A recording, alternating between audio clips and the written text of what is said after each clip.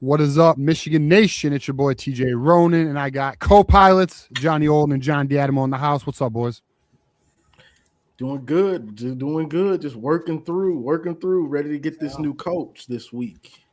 Yeah, a little over a week now since the Sharon Moore news dropped, and now it's all about DeBoer, Dillingham, or someone else. But those two seem to be in the lead, and I'm ready to hear from the viewers about what they think. It's going to be a good night. Absolutely. And actually, I'm sloppy. I gotta change our background in the banner. But I got you. I can do it. Oh, yeah, get the banner if you can, John. For the 100. All right, for every 100 hours, we will go an extra hour tonight. We are taking your calls. Let's talk some damn ball. You're right. I should probably get mine. But we got a lot to talk about. I don't know if you guys know this, but we don't have a coach. Did you know that, Johnny? I didn't know. We don't have a coach. Things happen, bro. Bad decisions and shit. Ruh-roh. Yeah. So we're past that though. We're on to bigger, newer, better things, greener grass. So we have some coaching candidates that listen, boys. Me and Johnny Olden were here just a week ago. We singled that list down due to 3 people. We are here 1 week later to stand on everything we said previously and limit that list to 2 people. Okay, so we are now past we got the K1 DeBoer, we got the Kenny Dillingham, Jed Fish. You're out. Unfortunately, something's on something. I don't know what it is, but something. You're out. So now we're down to 2, and it is 2. Don't let anyone tell you it's not 2. It is 2. Now listen, there are some safety net candidates on a list, right? Those are your Eli Dirkowitzes. Those are your Jeff Brahms. Though, Jesse Mentor, maybe that list of candidates, right? But there is really, at the end of the day, we cut all the bullshit out. There's 2, and it's not like, oh, you're just saying that because it's 2.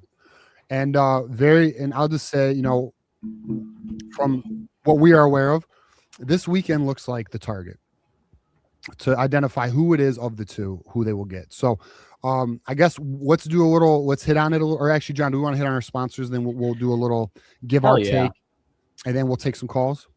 Yeah, let's give some love to the people who give love to us with our sponsors, and shout out to the Win Agency, where we try to make things as simple as possible. Now have 3 self-service options available on our website. Check out the links in the chat to run your own marketplace, Medicare, and life insurance quotes. This service is available 24/7, 365. So that's Win Agency. Thank you so much for all that you do for us. And as always, we got Healthy Dogma. Boom. There it is.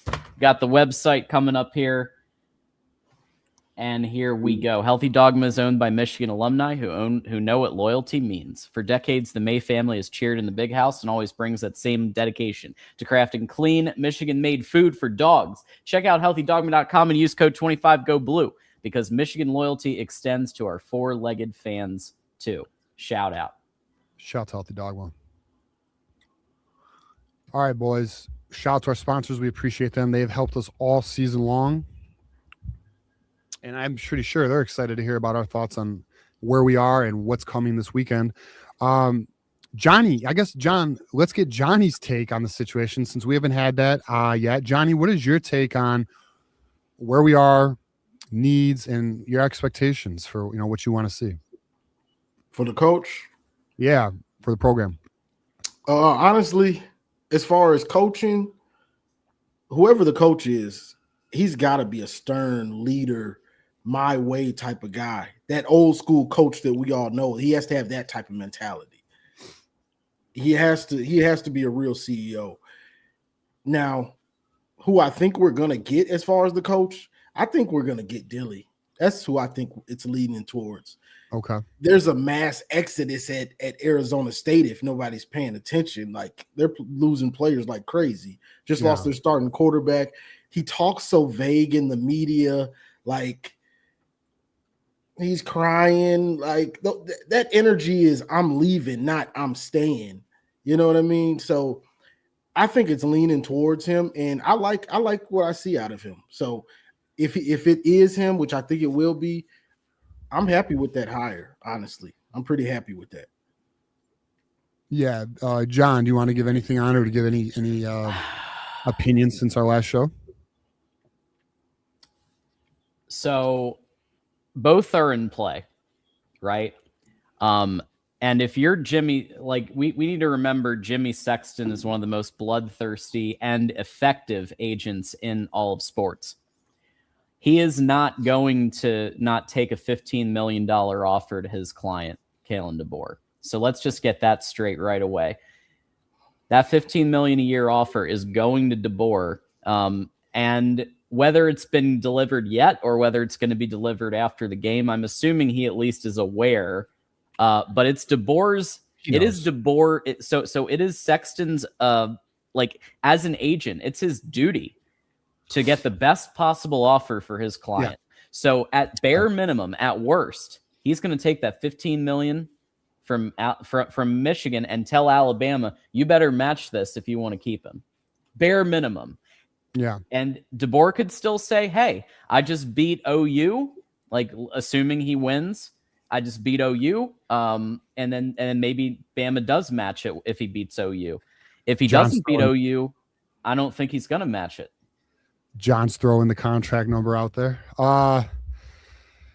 Breaking news. Anyways, yeah, so we've laid low on it, but yeah, that is one of the numbers. But I didn't say the exact. I said I'm not sure I'd want to overpay for him like that. If you want him, you're gonna. I guess it ain't my money, but I'm just saying. If you want him, you're gonna have to pay for him. So to John's point, you know, one of the things that Alabama fans, mainly Alabama, some Arizona State fans, are not comprehending since I've been watching, because I am paying attention to their fan bases, their reaction. They're like, oh no, it's done. Listen, neither camp has told Michigan no. Neither camp has stopped communication with Michigan. Michigan has continued to court both coaches. Okay. And everyone is aware. Dillingham, everyone's aware what this weekend means for the coaching search, right? So that's what I don't think the Alabama fans quite comprehend is like, well, no, he said he's not coming. There's an extension on the table. Look, the reality is your own school doesn't know if they want him. Your own school doesn't know if they want DeBoer. And DeBoer knows that. Okay. One thing I'll say is that if DeBoer does pass, I think Dillingham is 100% taking the job. He just lost a starting quarterback to the portal because they didn't have the resources. Is that official? Is he fully entered? Or at least he's intending to enter. Okay. No one can enter until January 2nd. Yeah, the 2nd, right? And he did that last week. Just like Jaden Davis, same thing, right? So yeah, no, it's. I think it's Dillingham if DeBoer passes, 100%. So I could see us making an announcement sometime next week. Yeah, and the last thing I'll say too is, guess what? DeBoer's been offered a fucking contract and hasn't said no. So don't tell me he's not interested. Don't tell me it's done. It's clearly not done. Okay, so let's just understand that, so we make sure we're on the same page. All right, that's where I'm at. Did you guys want to hit on anything else before we get these super chats into our callers? Real quick, the thing that I find funny about the DeBoer thing with Bama is, I was watching Kangaroo Black. He's a pretty big Alabama podcaster, and he was saying, you know, if he gets it, take the money. But if you stay, you better not lose that Oklahoma game. You better not lose that Oklahoma game, and we're gonna be on your neck. So we'll see. You know, Tom Fornelli today said DeBoer's on the hot seat. Did you see what Michael Wilbon said? Did you see what Josh Pate said today? They all said the same thing. He loses this game, he could be heading to Ann Arbor. They've all said the same thing. And this is And there's a ESPN. reason. They have no love for Michigan. And well, it was Josh Pate and Michael Wilbon also said on what is it? What the hell is that show called? PTI. Yeah, I watched. Pardon the interruption. See that one? Yeah. All right. Let's get these super chats here. So we got William Kane, $20 super chat. Go Blue. Whoever the coach is will be whoever do we look at? All right. Whoever the coach is will be whoever. Do we look at DC? If not, who do we look at DC if it's not Wink? So the question is it's more Alabama I'm sorry, more Arizona State, because for Alabama it's Womack. Okay, he's the defensive coordinator for Alabama. I would expect him to come with Kalen DeBoer. Regarding Arizona State, who is Arizona State's coordinator? I'm not actually entirely sure. But I don't believe, if we look at that's so funny. Yeah, I think it's potentially possible. Like Arizona State's defensive coordinator, it looks like it's Brian Ward. I'm not even sure where Arizona State ranked defensively, but it is well known that both Dillingham and DeBoer, you are going to need a strong defensive coordinator for both. They're offensive mind coaches. Okay, you are going to need a strong defensive coordinator. I'm not sure it is Wink. If it's Dillingham, I could see that potentially. If it's DeBoer, I would expect Womack to remain the defensive coordinator and to travel with DeBoer. DeBoer has a pretty loyal staff. There's someone who just came open, Pete Kwiatkowski, who was just let go from Texas, who I don't know if he should have been let go, to be honest with you. And he's open now. Yeah. Top 3 DC, in my opinion. So, yeah, again, when it comes to the staff stuff, when we know who the coach is, we will have more there. I mean, right now it's all about the focus on the head coaches. I have no idea who the DCs would be. I don't know, because here's another thing too. Dillingham is really unique because he's young. And what does his coaching list even look like? How big is his network? I mean, he's basically been West Coast and South. I mean, it's a lot of unknowns. I'll be very transparent there. We got Goat Since Yo, 7 months membership. Appreciate it. DeBoer gives me orders, chicken at a steakhouse vibes. Interesting. What if it's good chicken though? Give me the Dilly Goat. Seeing videos of the team practicing for the bowl game on X, they look rejuvenated, connected, excited to watch them. Chicken is a cowardly bird. Yeah, it's a nervous bird. Yeah. It's a nervous bird. There we go. Harbaugh said so. Yeah, he changed his mind though. We got Jackson Johnson, who will be up shortly. Alabama Double fan. J. Actually, yeah, Jackson's going to be up next, so we'll get his take on everything because he is an Alabama fan. Michigan needs a coach with a resting bitch face. Jesus, not someone resting on Putang. That goes for anyone football looking for a new head coach in the carousel. Shit, Ohio's coach just got knocked for the same game, bro. Not OSU, the other Ohio. Texas Wolverine here, $20 hitter. Thank you, brother. Dilly should be the first choice over Kalen DeBoer, my opinion anyway. Who would be third on the list right now? I think there's 2 options for third. And I like Jed Fish more than both of these next 2. I think it's Jeff Brom and Drinkowitz. I think that's I think a lot of people realize that's probably the next. We hope to not go there. We hope to land our top 2. Let's just call it what it is. We don't want to find ourselves in a position where we don't have one of our top 2 guys. So I think you at least look at Whittingham from Utah if our top 2 don't work out. Interesting name. Has won multiple championships in his conference. Has won some big games over his time, and you need an adult in the room. I think he's a great pick. Right. He's in his 60s, but he can be an adult in the room. He's my third right now, but I do not think we're going past the top 2. I think, honestly, if we had to go third option, I think it's Drinkowitz. I think I like Brom more than Drinkowitz, but I'm not sure on that. Like, I don't love either one of those options. I don't think it's going to be Whittingham, by the way. I just don't. But I could be wrong. This is all assumption. I'm not coming from a place of knowledge. What we do know is Whittingham's agent reached out to Michigan. We know that. That's something that's known. This question here baffles me, and it's all love, beats and treats. You know the deal. I don't understand why we'd want DeBoer. That's so crazy. I mean, I don't understand how people don't understand why we would want Kalen DeBoer. I don't understand why people don't realize Kalen DeBoer is a top 10 coach in college football. Why would you not want a top 10 coach in college football? Well, I Why think would a you lot not? of go ahead. Well, I think a lot of people don't realize the greatness, the great coaches and the coaching trees. There's not that many good or great coaches right now. Yeah, they're not. So Or available. this is it's kind of being reset as we speak. So that's just where it's at. Saban's not coaching. And Harbaugh's out of there. You got Ryan Day's taking a step up. Dabo's taking two or three back. So the coaching, the great coaching tree, it's being reshuffled as we speak. So that's just where it is. So you got to take who's actually done something at this point. And understand, Kalen DeBoer has top 10 offenses. Kalen DeBoer is 123 and 19 all time. Like, what do you mean? Respect it. Kalen DeBoer, not only the other thing with Kalen DeBoer, winner. People need to understand what Kalen DeBoer means. Courtney Morgan.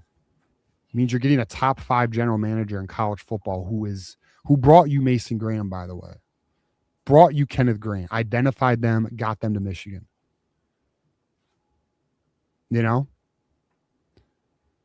And Garrison, what the fuck are you talking about? What do you think we do with this? Chris, his records? It's football, college it's football. Total coaching career record. It means he's a winner. You want to know another coach who was a winner at all levels? John Beeline. Okay. Except the NBA. Let's not talk about it. All right. So crazy. But listen, Kalen DeBoer is a top 10 coach. Kalen DeBoer is the number 2 recruiting class in the nation and is in the playoffs. Kalen DeBoer took Washington to the national championship game, beating Texas, a good Texas team. Who are the top 10 coaches, TJ? Shit. Top 10 coaches. Quick. Okay. Look, fuck Ryan Day. Okay. I had to say fuck Ryan Day, though. Kirby Smart, Dan Lanning. This isn't exact order. Kurt Signetti. I'm going to try and name everyone but Kalen DeBoer. We got, I think we would all agree Sarkisian's probably top 10. Yeah. Yeah, that's fine. Dabo, in my opinion, is out. Yeah, in this transfer portal era, I have Dan Lanning already. Who am I confident in the top 10?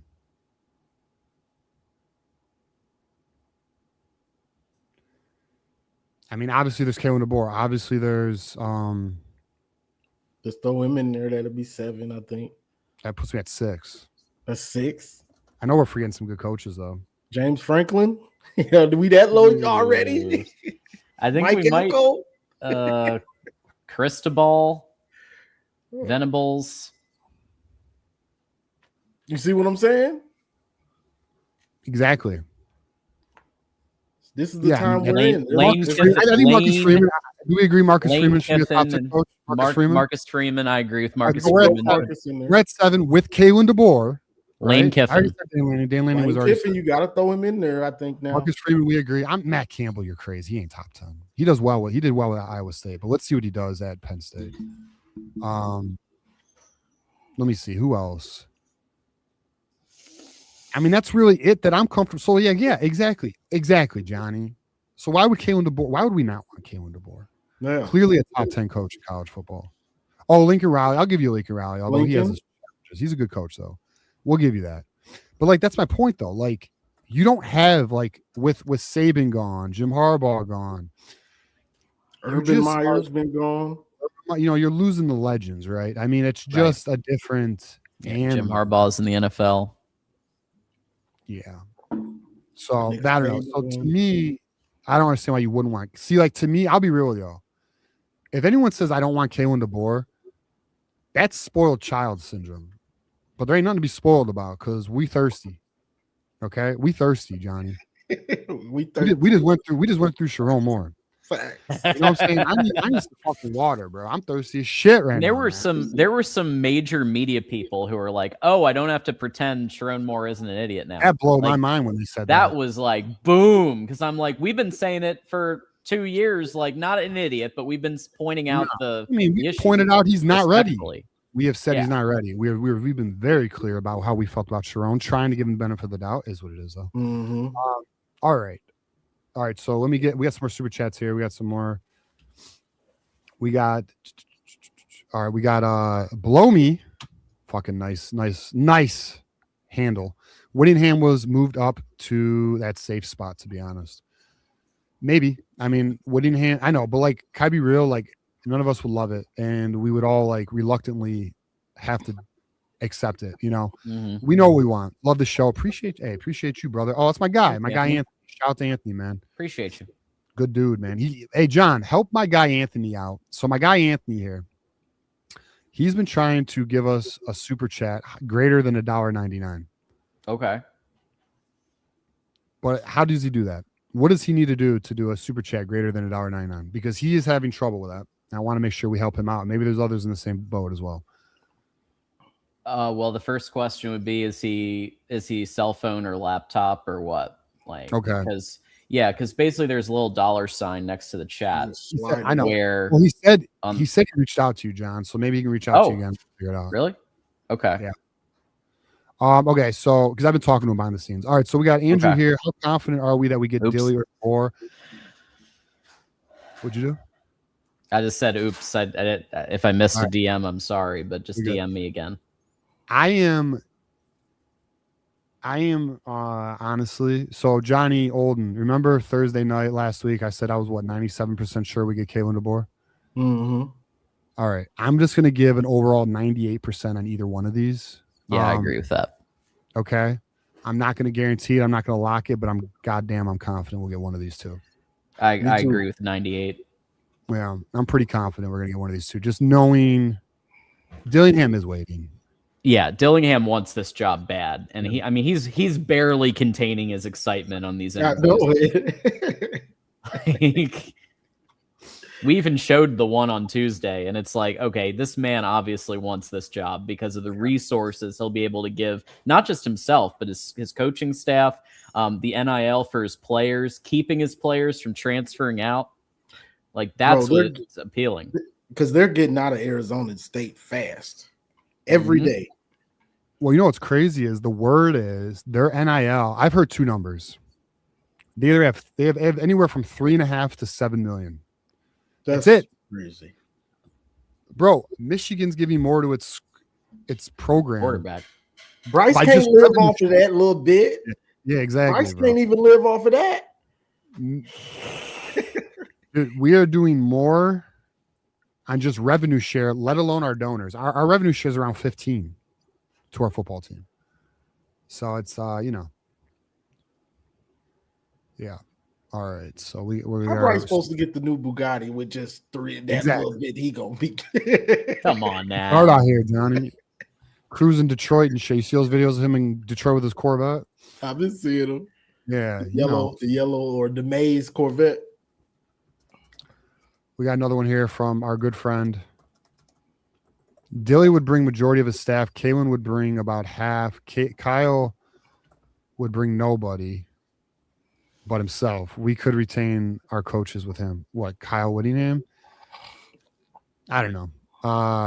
To be determined on the staff stuff. I mean, it's just too, I don't know. My mind's not even there. I'll be honest with you. My mind is simply Kenny Dillingham or Kalen DeBoer / Courtney Morgan, because I know Courtney Morgan's going to follow Kalen DeBoer.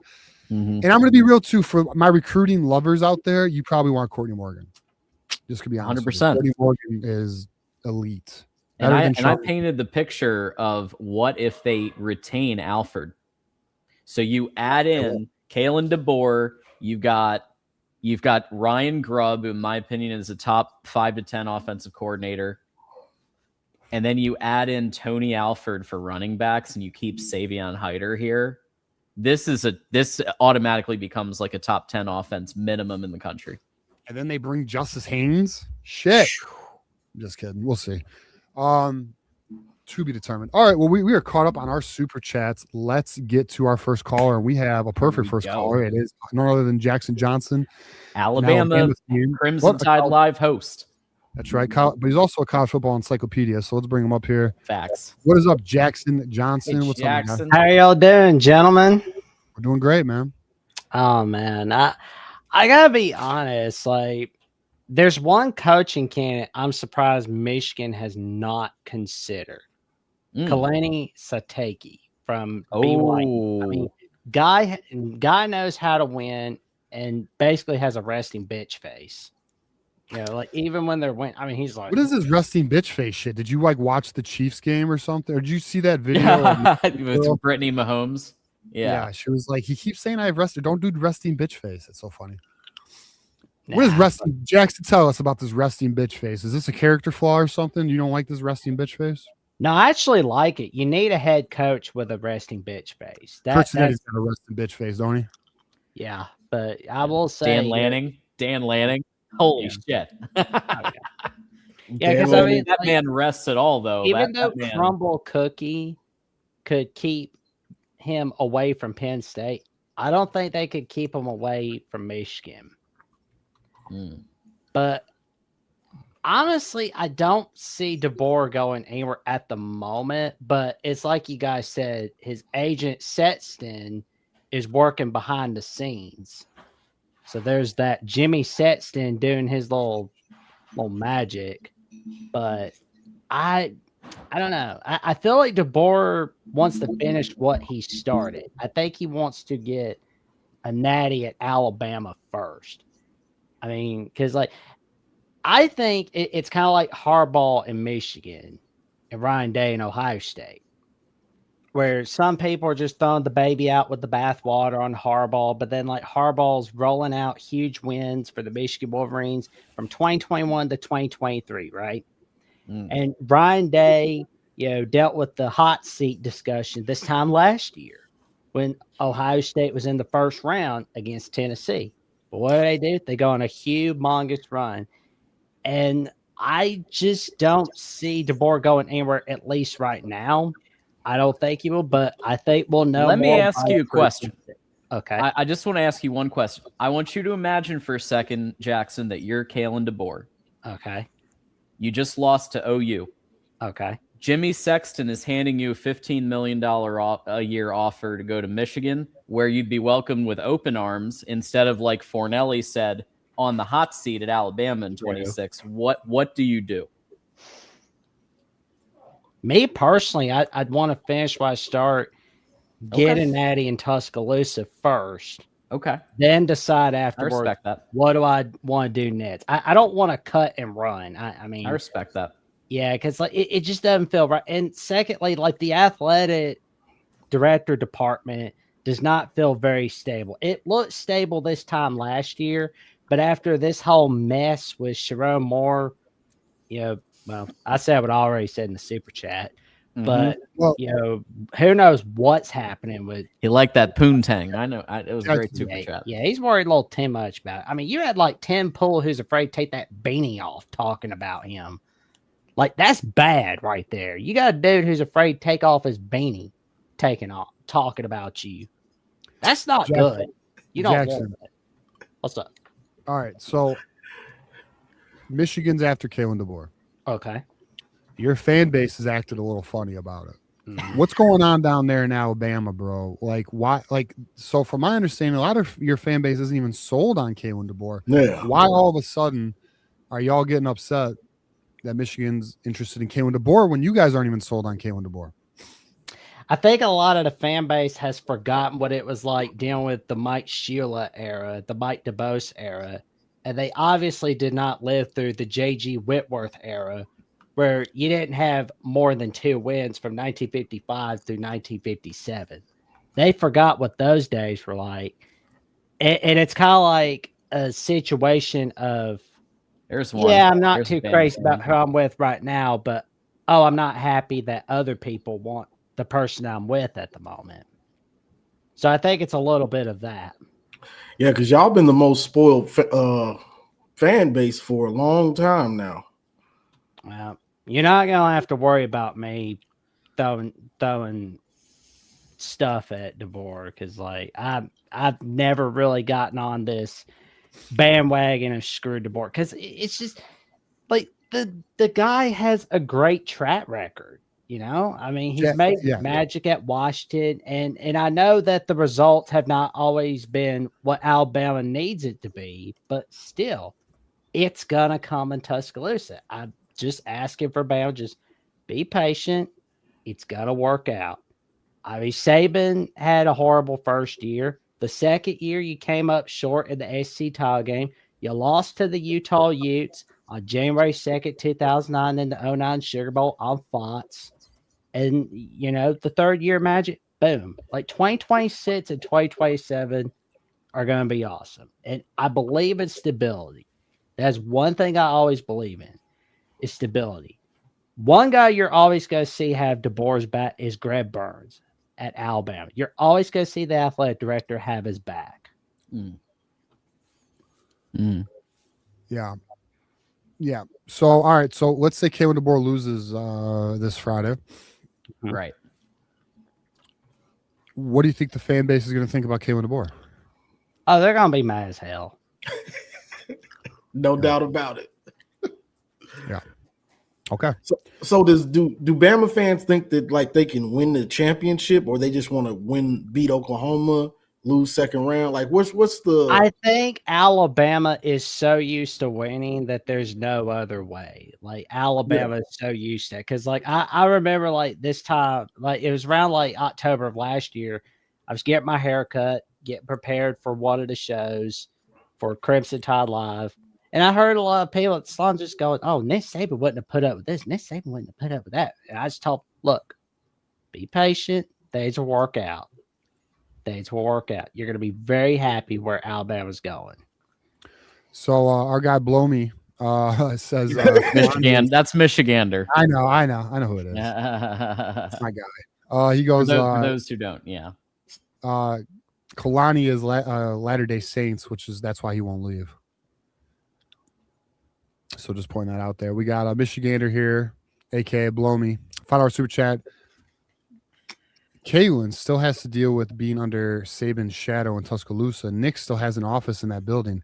Does he still want to deal with that? I'll let you ask that question, Jackson. What do you think? I would not want him to leave, but I feel like he's still up for that challenge because he's like, I'm the guy that's replacing Saban. I can do it. I can get this job done in Tuscaloosa. Can he? Yeah. It's a tough scene. No, he can't. He's gonna listen, bro. He's gonna lose this game Friday. Mm-hmm. He's gonna be on the fucking hot seat. Maybe. He's gonna lose We'll like see. 2-3 games next year, and you're gonna fire his ass. He knows that's why he's coming here, man. I'll be breaking that game down on the Voice of College Football in a few hours. We'll walk it through both angles. Jackson, you need a Sarkisian or a Lane Kiffin. Okay, you don't need a DeBoer. I like Sarkisian a little more. There you go. You can have. All right, you can have him, Jackson. We'll let you have him. Kiffin's too much of a football. Jackson, we're gonna do you a favor. We're gonna beat Texas for you. Okay, we'll beat Texas. And then we'll get Sarkisian's like, fuck this place. I'm going to Alabama. Okay. We're going to do that for you. All right. We're going to take Kalen from you. And then you don't worry about it. We'll get you Sarkisian. All right.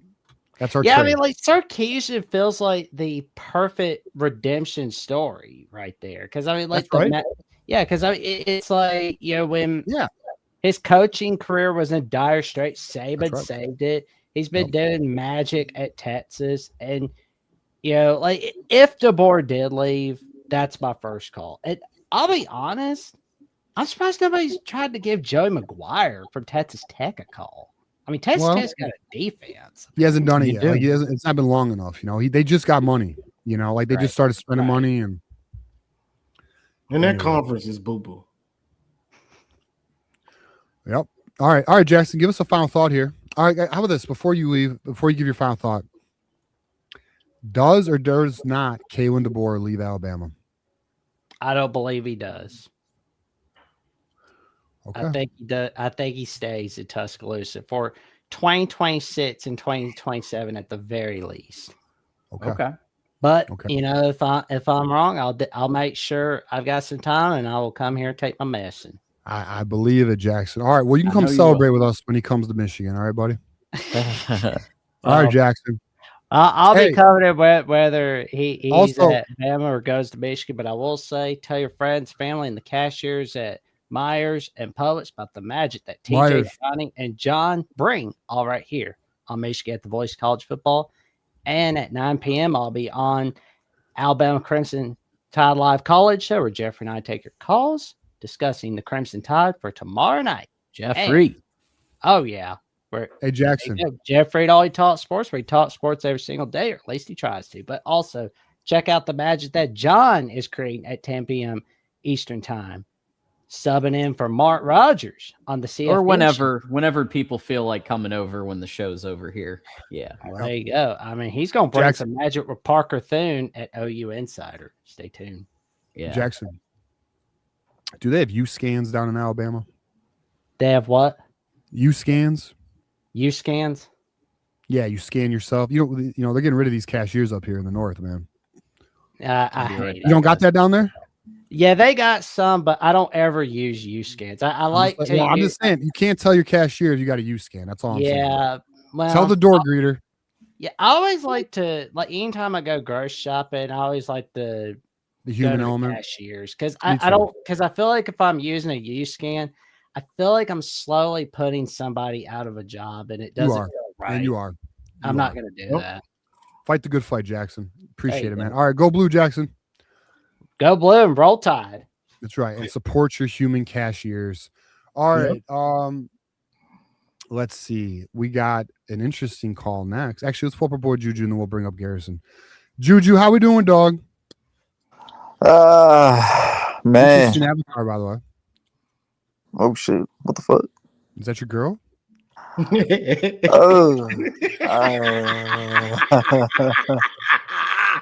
Woo! I'm gonna get in trouble for this one. Anyway. Oh snap! Anyway, yeah, things are great. I didn't see shit, Juju. Yeah, I'm about to get good.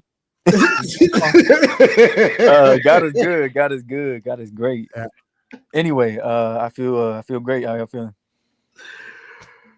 I'm feeling real good. Honestly, Juju, I'm feeling pretty good, bro. I think we're gonna end up with one of the two we really like this weekend. We're doing all right. Doing all right. Yeah. Anyway, Garrison, I hate you, bro. So the coaching search, huh? Yeah, man. Tell us about it. What's your thoughts, bro? Yeah, I ain't gonna lie, you caught me way off guard, bro. I know. I'm trying to help you out. I'm trying to. I'm reading the chat. Anyway, all right. You hanging out in that hole? We can hang out in the hole. Who's your girl, dog? What's her name? Hey, what's their name? You don't happen to know Cheryl Moore, do you? Unfortunately, I would not. On his smash and spread. Look, yes, Viva, I'll say, bro, it's Viva la Puerto Rico. Dog, you Juju Moore right now, bro. Hey, I would never mess up like him, though. Anyway, as I was saying about this coaching search, it's pretty interesting, ain't it? I heard you say something like 98%. Bold. I feel that good. We're gonna get one of the two. Yeah, I do. Am I crazy, Juju? You know some shit I don't know? No. Probably. I mean, I would not. I'll say I don't think we're getting Kalen DeBoer. Okay. I don't think we're getting him. Okay. Now the other one? Yeah, Dillingham. That's a different story. Yeah, I think we're looking good there. I think anything beyond that is a huge disappointment. Massive disappointment. I agree. Wouldn't be excited. If it's Braum, Drinkowitz, or Whittingham, listen, all three are solid coaches, but they're not that. We want top 10 shit. I think we could flirt with top 10 with a Whittingham, and we could flirt with top 10 with. No, I actually really like Jeff Braum. I mean, I've seen him coach in person. So offensively, I like Jeff Braum. Sure. I think that's your third option. I might be a little. I might be a little biased. I mean, I've seen him in person. I've seen him coach in person before, 4 times. I think he's a good coach. What he did at fucking Purdue was impressive. I mean, he's won everywhere he's been. So I mean, I think that's your third option. But I mean, from the shit that I know, like the conversation I had on the phone last night, if we don't close on one of them, I would be fucking pissed. I think we will. So pissed. I think we will. I'll just say I think we will. Now, I'm not guaranteeing anything because it's possible we don't. But I mean, I just feel it'd be the Michigan way to fuck this up. I'm being real. I'd put I'm money being on real. When you got people that don't know what they want, can't make up their mind, bro. Like they know, but they know they do. Like, listen, I just think they you want could DeBoer. really. They want Yes, DeBoer. right. But I And think you could they really also fuck this really up. like Dillingham. They really like Dillingham. So like it's Yeah. I think My Dillingham, opinion, bro, I'm like, so I'm not- confident about Dillingham, man. Like he's about to lose his quarterback because he doesn't have the resources to pay his quarterback. He needs a place, even though it's his alma mater. He needs a place where he can succeed. his But I staff got my budget- own issues with, like, I think there's cons to this. Like, there is any coach. I think it's gonna take a year. I'm gonna stand firm on that. I think anything other than DeBoer is Dillingham or going to take DeBoer? a year. Dillingham or DeBoer? Dillingham. I think that's going to take a year. Like, I think Yeah. we're going to be 9-3 next year. If we're going to get better, don't get me wrong. Don't get it like that's what we're looking at. Like, yeah, don't get the misconception. Like, we have 4 really tough games next year, and you have to split 2 of them to get in the playoff. And I think with a new head coach, even though I know it's great long term, it is. I think if it's Dillingham, I think it's great long term, and he's here for the long haul, and he's going to build something special. But next year is a lot to ask out of just to flip this on its head. Year 1, it's a shit ton to ask. No. I think the fan base would understand. I don't know, maybe not, but I think, listen, it's year 1. Regardless of what head coach it is, it's year 1. They're building their program, building the foundation, getting their staff in place, and that's the other thing too, is you got to build relationships with recruits. Listen, with Dillingham, for example, I believe his staff budget is only $4.5 million. Michigan's, I think, is like $8 million already. So we would double his staff budget. Yeah. We would pay him more than he's making now. His NIL would be 10 times what he's getting now. I don't think he brings a lot of people either. I think he brings. I don't I think he brings one analyst, and that's really it. Me, Hines Ward over here. You think he only bring one analyst? Bring him. I'm Gotta get not. Hines Ward. I'm good. I'm good. I'm good on Hines Ward. Why you don't want Hines? Why would you want Hines Ward? Oh, you want Ron Bellamy? No, go ahead and you do. Go ahead and check. Who'd you want Ron Bellamy? Go ahead and check for me. What wide receivers Hines Ward has got? Yeah, with their $3.5 million in NIL. I mean, I can't say I'm worried about it. I mean, no. Go. But better yet, go look at who he's recruited. Brother, it's nobody. Okay, sure. It's nobody. I'm willing. Listen, bro, it is a former NFL player. He was up for the Lions job, man. Like I 100%. I understand. Hines Ward's a dog, bro. What do you mean? That's mentality. From conversation I had, people who are tied in with ASU, he's not a very good coach. Really? Well, you know what? I want to find out. I mean, you can find out. You can run the risk. You can run the risk of finding out. Like I'm not pledging for Bellamy at all. I think there needs to be an upgrade. I don't think there will be. So you don't think? Hold on. You don't think he's an upgrade from Bellamy? I mean, we have Soup in the building. Like he's a good developer. I mean, you keep Ron Soup is good. You keep Ron on staff. I think if you're going to replace Ron, you keep him on staff because he has ties. You put him on the safeties. All right. I agree. Hines Ward just landed a 4-star Nico Bland on the second. Wasn't him.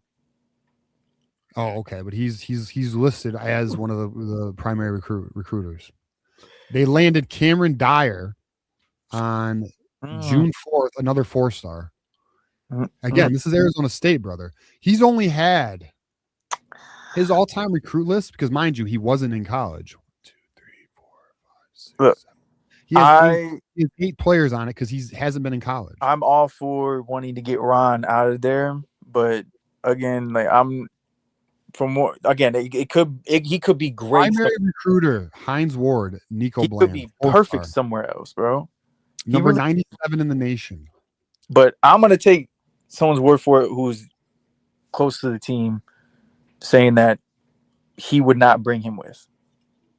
So you saying Dilly doesn't even like him that much? Is that what you're saying? I don't know. I don't know about that. He's not good. I don't know. All right, so check this out. He was with the Pittsburgh Steelers as an intern in 2017, New York Jets 2019 to 2020 offensive assistant, Florida Atlantic 1 year as a wide receivers coach. And then he went into the UFL for 2023. And then he's only been in college 3 years, Juju. I forgot that Florida Atlantic even had a team. Lane Kiffin built. Shout out Dusty. All right, let me read the super chat here. Adam Lamparello, good friend of the program, and good friend overall. Michigan isn't getting DeBoer, but they'll land a good coach and be fine. The real issue is QB Underwood didn't look good this year, and if he doesn't improve, the offense is in trouble. I mean, I think it's fair. If he doesn't improve, the offense is in trouble. I think that's out of the question. He was a freshman, bro. Like, he's making a statement. And he threw 25 hours. He can make all the statements he wants. All right, we got Trent here, $5 super chat. My biggest concern is aside from enticing offer. DeBoer may be reluctant to take the job considering the lack of stability with the AD and president. Okay, so the president, Michigan has already found their president. It's just not public. So just know that. It will be soon. Regarding the AD, don't worry about it. They'll figure it out. He's gone. Ward's gone. I'm sure he's gone. I can't say I know that. This is assumption, but I'm reading tea leaves and understanding what they're doing right now. He's gone. And what I mean by that is the investigation, all that shit. Like once the investigation's gone, they're gonna realize he was didn't follow protocol, and there's like he's gone. So that's that. All right, Juju, I'm gonna bring a good friend up here. We're gonna bring Garrison to talk his shit because you know he will. Bow. Let's see how this goes. Can't wait. What's up, Garrison? How we doing, man? Gary boy. What's going on, guys? I'm doing great. It's actually been a great few weeks for me. So I'm sure it's been a fun ride. No, man, I took a sales job. So oh yeah, you got a new job? A big one. So I'm very happy about it. Yeah. Good for you. But I'm doing good, man. Well, to ask you guys, yeah, never mind, Juju, I ain't gonna start. But I'm making so many jokes right now. But I just want to know, man, how do you guys feel about this playoffs? What do you guys think about? Who do you think is going to come out on top? How do you feel about the games, etc.? To be frank, I'm only worried about one playoff game right now. I feel like we're the greatest basketball team in the world right now. That's how I feel. Yeah, and I'm worried about basketball and my head coach. Yeah, hoops. I'm just kidding. All right, regarding the playoffs, though, to be real with you, I think let's pull up the playoff little bracket here. Oregon plus 25. Let's take a look-see at it. We'll share it with the audience. So hold on. Yeah, we are just. I mean, I'll answer. I mean, I'm very focused on OU Bama to see who wins. Real quick, I will say about that because like, wow, I've talked to some Bama people. That DeBoer thing on the hot seat, I understand. Pate said it too. It's overblown. And I've heard from other people it is overblown. It's not. And I think that a lot of people forget that Alabama, you can disagree if you'd like to, it's still a better job. So like about that, like the man that makes all the decisions in that motherfucker, if his word sticks, he ain't going nowhere. But like, there's just no reason to leave Alabama for Michigan. I think people forget how he even got to that job. No, guys, that is Juju. We all know that. We know it 2 years ago. This isn't Michigan 2 years ago. That's we all can agree with that. I'm not even speaking about that. I'm speaking about Bama. No, I'm saying like the job that he. If you understand why he got selected at Alabama, you understand why he stays. I think he stays because it's a better spot to be as a head coach. Okay, tell me why you think Alabama is better than Michigan. I'm curious. As a job? Yeah, let's hear it. Proximity to talent first off. All right, that's fair. Fair argument. Go on. Yeah, I would say that. The money, like the pay, they'll dig up the money. That like the pay isn't a thing. That's usually what Michigan financially can do anything Alabama can do. No, but I know. But my thing, hold on 1 second. But my thing is that every time I have this conversation with Michigan fans, the first thing they bring up is pay. So that's why I'm saying that. Outside of that, I would also say I wish I had a list actually of it. We got better culture. Outside of that, no, you don't have a better culture right now than Alabama. Yes, we do. No, that bro, hold on, bro. Our culture. I would no. I have actually spoken to Michigan alumni who actually pay for Bilbo Schembechler. They will tell you no. Bro. No, don't rage baby right now. Like, no, the culture isn't better right now. You mean we're Diddy University, bro? No, Ohio's taking Ohio just took that from you.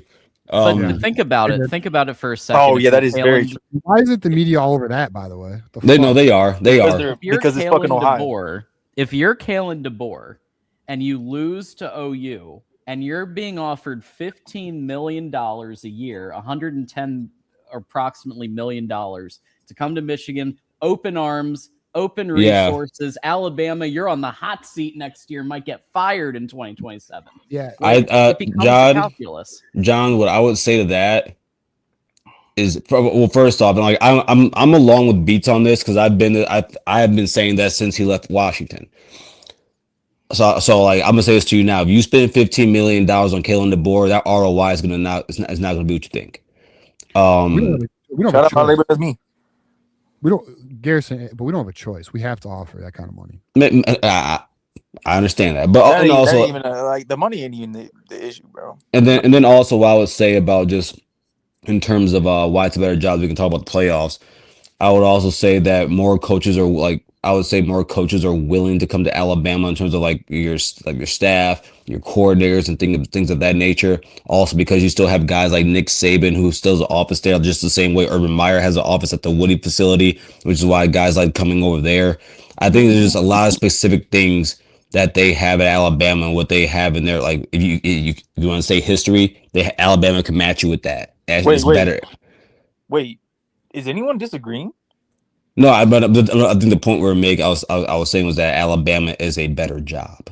Yeah, I mean Michigan's like top 6 jobs in the country. I made a post about it was fun. I actually had a fun discussion with it was like me, Big Ten guys, SEC guys, and we were actually talking about what the top 10 jobs were. Okay. And we landed somewhere around 8 for you guys. I landed 6, but it's fair. Anywhere from 6 to 8, I can understand your argument. Anyone who's saying it's not a top 10 job, I mean, like, bro. It's a top 10 job. It's a top. I will say this, though, Garrison. You know where Josh Pate puts Michigan? Where? So he didn't give an exact number, but he said Michigan is top 5 for him. I would challenge him up and down without that because it's not better. Look, I'm not mad at it. I got a 6. Yeah, but just because I love Josh Pate, but just because Josh Pate says something doesn't make it true. I had a motherfucker say Florida. Listen, I don't disagree, but Josh Pate has, I would say, one of the biggest voices in the college. Do you believe it's a top 5 job? I can't right now. Florida. Let's go live. Let's do live. Let's count them down right now. So who do we all think is the number 1 job in college football? Alabama. I would say Ohio State. If someone said Georgia or Alabama, I could understand it, but I would say Ohio State. I would honestly say Ohio State. I will go 2 Georgia, 3 Alabama, 4 LSU, and then 5 Texas. I thought you were asking me. Sorry. Sir, go ahead, buddy. Sir, don't make me give you a speeding ticket. Relax, okay? And I will mail it to you. I know where you live. So here's the deal. Are we doxing now? Let's say Alabama. Whoa. All right, so TJ, that's what you doing? Let's say OSU's 1. Fuck it. Let's just say OSU's 1. What's number 2? I would say Georgia or Bama. All right, I'm going to say Georgia. Georgia has definitely. Shout out DBIU. I would say because of proximity to the talent, they have more in-state talent than Alabama. Let's put Bama. Georgia's number 1, honestly. Okay, let's put Bama 3rd. Yeah, I guess. What do we think is 4th? I know what I would say LSU. That's what I think is 4th. What does everyone else think is 4th? Johnny, anybody? Anyone have a different opinion? No, I'm following. I don't have no issue. I have a little issue with the order, but okay. Then who do we put 5th? Texas. Okay, that's fair. Yeah, I have that's a 6. I'm fine with Texas as well. I'd even put Texas. Is a good job, but where's the proof in the pudding? Hold on, real quick, TJ. Texas is a great job, but where's the proof in the pudding?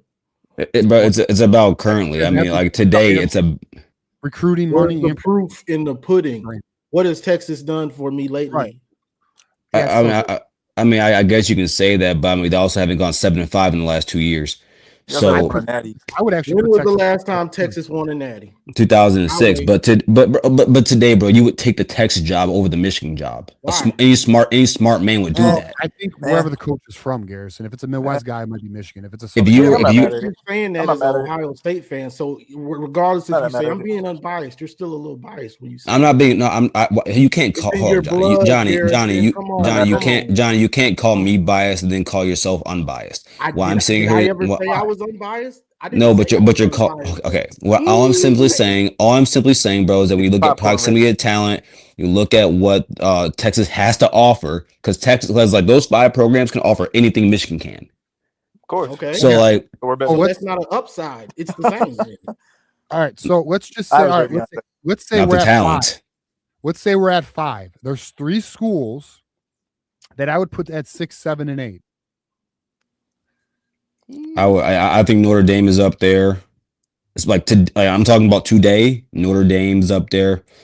USC, Michigan, and Oregon. I'm gonna be honest. I think that a lot of people don't want to hear this. Oh God, that Texas A&M job. Oh, bro. Sorry, you completely lost. No. I'm talking about over the next. I'm like over the next few years. I think that would be one of the top 10, like the top 7 to 6 jobs, 5 jobs in college football. Why would it be more valuable in the next few years than now? Because I think that they're gonna. I think they're gonna win more of the next few years. Like I think that Texas A&M is just now hitting their stride and like hitting their peak as a program. It's about time. We'll see. But look, dude. Here's the reality in my opinion. When you look at like Notre Dame, USC, and Michigan, I think they're all comparable. I agree. I have zero issue, but I'll be honest. I think Texas might even be above Alabama right now. Even Josh Pate was like, "This is the Michigan job. This is the Anyone who isn't okay, but we can't just keep saying Josh Pate for everything. We can't just keep saying Josh Pate for everything. But it isn't just. I mean, if you've watched, to be fair, the whole media is saying pro Michigan. When we say like when we talk about the job, every media outlet is saying it's Michigan. So I mean, to be fair, it's not just Josh Pitt. Michigan is anywhere from 5 to 8 to me. I do agree. I gotta say 6. Yeah, I would put Michigan and because of Michigan's NIL and financial capability. Yeah, I mean, if we're talking about NIL resources, I am putting it above. I am putting it above USC and Notre Dame right now. We have more money than both schools. Yeah, we outdueled LSU for Bryce Under. No, I mean, but if we're talking about just resources, dog. I mean, there's not really. To be honest, the only schools on our level of resources is Oregon, Texas, and maybe Ohio State if they rally. Yeah, I can't give no maybe. You got to Ohio State rallies though, but Ohio State always gets their boosters to get more, dude. They just fucking do. Yeah, there's not many like there's not. Garrison dropped out. Garrison dropped out. All right, he gone. Probably lost connection. Couldn't handle that smoke. He says his audio went out. Okay. There you go. Well, we'll see if he comes back. Let's see. Let's get some super chats we might have missed. I mean, listen, at worst, Michigan's in 8th. Listen, it's a fucking dude. There is maybe 5 jobs better than Michigan. Yeah. I gotta say 6, but you could rival top 5. And to be honest, like there's not a reason Michigan can't be a top 3 job. There's only one thing Michigan doesn't have that it can't control. I mean, first, you got to get a head coach. I mean, I think a good head coach for back on track. Juju, but hear me out here before we go there. There's only one thing Michigan doesn't have that it cannot control, and that's being a fertile recruiting footprint, right? So it is far more fertile in the South and Cali. Well, I mean, you go get Dilly, and then everyone makes a push to go get Court, and we're all happy. Do you think we could pull Courtney Morgan with Kenny Dillingham? Yes, I do. Really? All right. I don't know nothing about this, so we'll see though. All right, listen, I'll tell you this right now. If that happens, then fuck. But I don't know, man. I mean, bro, I'm telling you, you kick the tires. DeBoer, yeah. I mean, you get Caleb, he's coming with, but look, yeah, I do though. I think we have a shot. All right, that'd be nuts. That'd be nuts if true. All right, let's see. We're over an hour, but I know we got it. So let me just. For everyone in the chat, that does not mean we're getting him. If we get it, I want to make that clear. People like to run with shit. All right, so here we are. Garrison, stop with your clown behavior. We top 3. Tell him, Michigander. We got Dr. Fakin here, 2025, $2. Number 1 winningest program, Michigan. Okay, I'm with you. Actually, you know what? We're not actually. We are $5 away from a second. $5. Who's got $5? Who's gonna get us there? Well, let's take our calls. We'll get there. I know the people will get us there. All right. So we got our next caller. I got Nick, fan favorite. Nick, what's up, brother? Yo, what up? How's it going, fellas? Just battling with Garrison like a typical Thursday. Fighting for my life right now. Okay, nice. Shoot, let me pull me up a little early. I was unexpected. How do I open this real quick? Sorry about this. Are you rolling something, Nick? I can't believe this. No. I'm trying to open the app back up. Closed on me. Oh, there we go. Okay, sweet. So yeah, man, I wanted to. You said something interesting. You said like Ward's essentially 95% gone. I think so. What 95? Damn. What do you get? I mean, thank goodness for that. What would be your guess? Like where let me ask this. Is it more specifically related to the Sharon Moore situation, like how he handled it post like Sharon, or that he hired him in the first place and his vetting processes are terrible? The law firm investigation is everything that's part of the athletic department, period. So this is just the latest. So they're going to be looking at everything that he's done. All the Diddy files will get filed out. Files. Yep. Okay. Well, there's also expecting that our candidate is not going to be in contention anymore. But so if that's the case, then is he just basically the mouthpiece? Like, I don't think he would sabotage anything because I don't think he's that stupid. But like, doesn't that actually make it so he's not trustworthy at all? Are there people that are highly monitoring him right now? Like, I'll just be straight up. I don't think he would screw Michigan, but like if that's the case, he probably has an idea about it, and his due diligence was already piss poor. So his motivation to make a good hire is going to go down. Who else is going to be heavily involved? I guess I'll start there. Like with this decision, ZRS Turnkey, the search firm. It's Turnkey. It'll be the regents and it'll be the donors. Okay. Now I did see something about Jordan Acker. I don't know, earlier today. I can't even remember the source I saw it from. It just popped up notification. I didn't really have time to dig into it. Something about Jordan Acker, like a poor culture, like leak and stuff. Like is that going to be a big part of this, or is anything going to come out about that, or is that just kind of someone blowing smoke? Are you saying? Before I answer, I just want to make sure I understand your question. Are you saying the current rumblings about Jordan Acker leaking things, becoming a problem, could affect the coaching search? Is this what you're asking right now? No, I don't think it will become a coaching search. I'm saying the law firm that's investigating, are they investigating no prior behavior of their? Okay, so they're not. So someone was only just investigating how the investigation went down with Sharon and his little side piece. Okay. No, I think they're looking at more than just the Sharon thing. What else? I thought it was the an entire athletic department. I thought it was top to bottom. The culture of the athletic department. Yeah. That's kind of what they want. Ward gone. Let's say that's true. Do you think the regents are going to be involved in the athletic department investigation? No, because because the regents are elected by the state of Michigan voters. So in order to get rid of regents, and for those who don't know, 2 regent seats are up for vote every 2 years. Just so y'all know. Okay. Now, granted, the regent situation is fucking not surprising if you've watched our show. We've talked about the issues with them since the NIL disputes.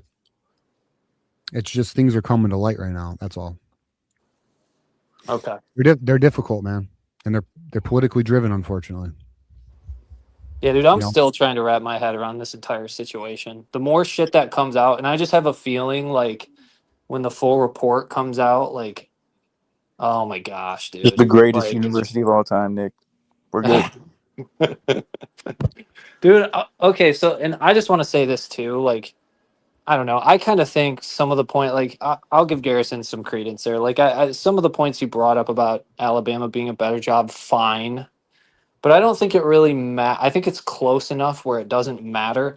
And it's actually kind of interesting that it's even a discussion on his end because he even said himself he thinks Kenny Dillingham's a better coach. But disingenuous arguments. He likes to stir the pot. It doesn't matter. I don't personally. I think Kalen DeBoer is way better, but yeah, I'm kind of. Nick, you brought up like a good side topic. Before I go in on it, let me just announce to everybody, not only did we unlock a second hour, we unlocked a third hour, and I will get to everybody, Quinn, everybody who's super chatted. That's a big donation. So we're there. We're going 3 hours tonight, boys. Appreciate all y'all. Appreciate the community. You guys always come through for us, so it means a lot. Thank you. I gotta change this picture. Holy fuck. All right, now to your question. Looking like a baddie up here. To be quite honest, Juju, it's fitting as fuck considering what Michigan's going through. So don't worry about it. But, holy shit. But Nick, it's on brand. But Nick, to answer your question, Kalen DeBoer, in my opinion, has a higher floor. Mm-hmm. But both coaches have a ceiling at Michigan that I think could be elite. Okay. Mm-hmm. Now, I do think Kalen DeBoer, his roadmap is a little more developed because he's done it now at 2 programs. Now people are like, oh, well, Alabama hasn't been good enough. Look, Alabama, for those unaware, had beaten the top teams. They beat Georgia. They beat Vanderbilt. They beat Missouri. They beat Tennessee. They've won these games. Yes, they just lost to Georgia. Okay. Well, we did smack them last year. And yes, they lost to Oklahoma. We're hoping for another loss. Okay. And they did lose to shit-ass Florida State, but that was his first game of the year. It was a sloppy mess, okay? So now we don't want that. We know we all know how Wink Martindale operates. First game of the year is typically sloppy. But don't even bring that up right now. The point being is, listen, both coaches, let me just say this also. Both coaches, playoffs are going to be the standard. See the thing about Dillingham that I think excites a lot of people is there's so much that he's untapped potential. Like everyone is aware of what he is, but his ceiling is so great that you put him in a place like Michigan with these resources, with this brand, you think he could do great things. And that's what a lot of people do actually believe. And then some of the things we saw from DeBoer, like Ryan Williams with the therapy doll and all that type of stuff. And then you had your early in the season, who was they playing? Florida State, and the guys were lacking effort, jogging the plays, things like that. So, ironically, that was Keon Sabb, who also is one of the top safeties in the country still. But so the culture ain't just great, like Garrison was saying, that their culture is better than ours. Is it that much better? I don't know. Have you guys seen the pictures on the field? On the field, I mean.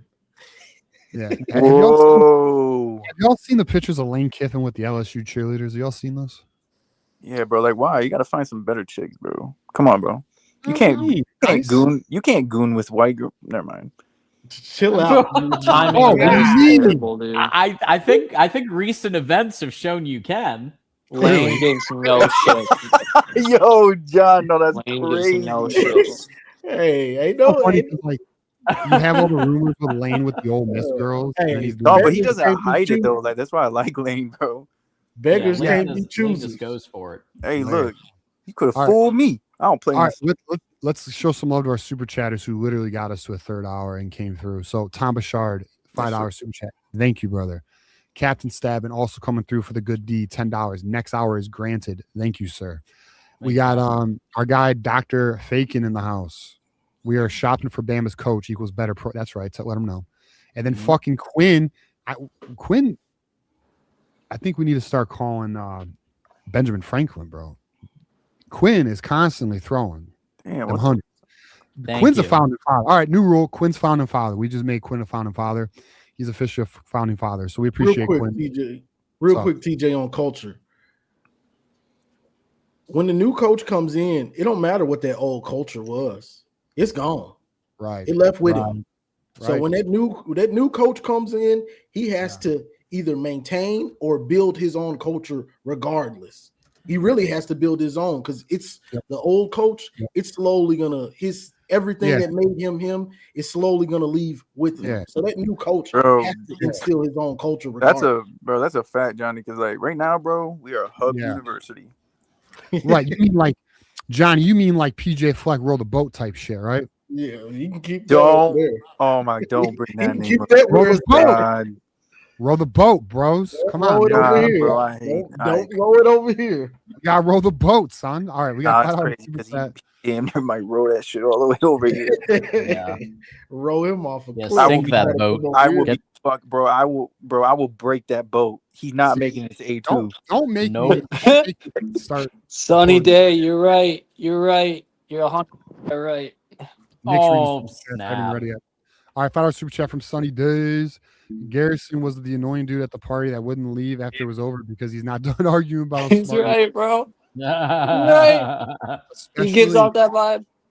Yo, especially in college, because you get in these debates with these people. The party's done; they're just fucking arguing with you. It's like, all right, bro. All right.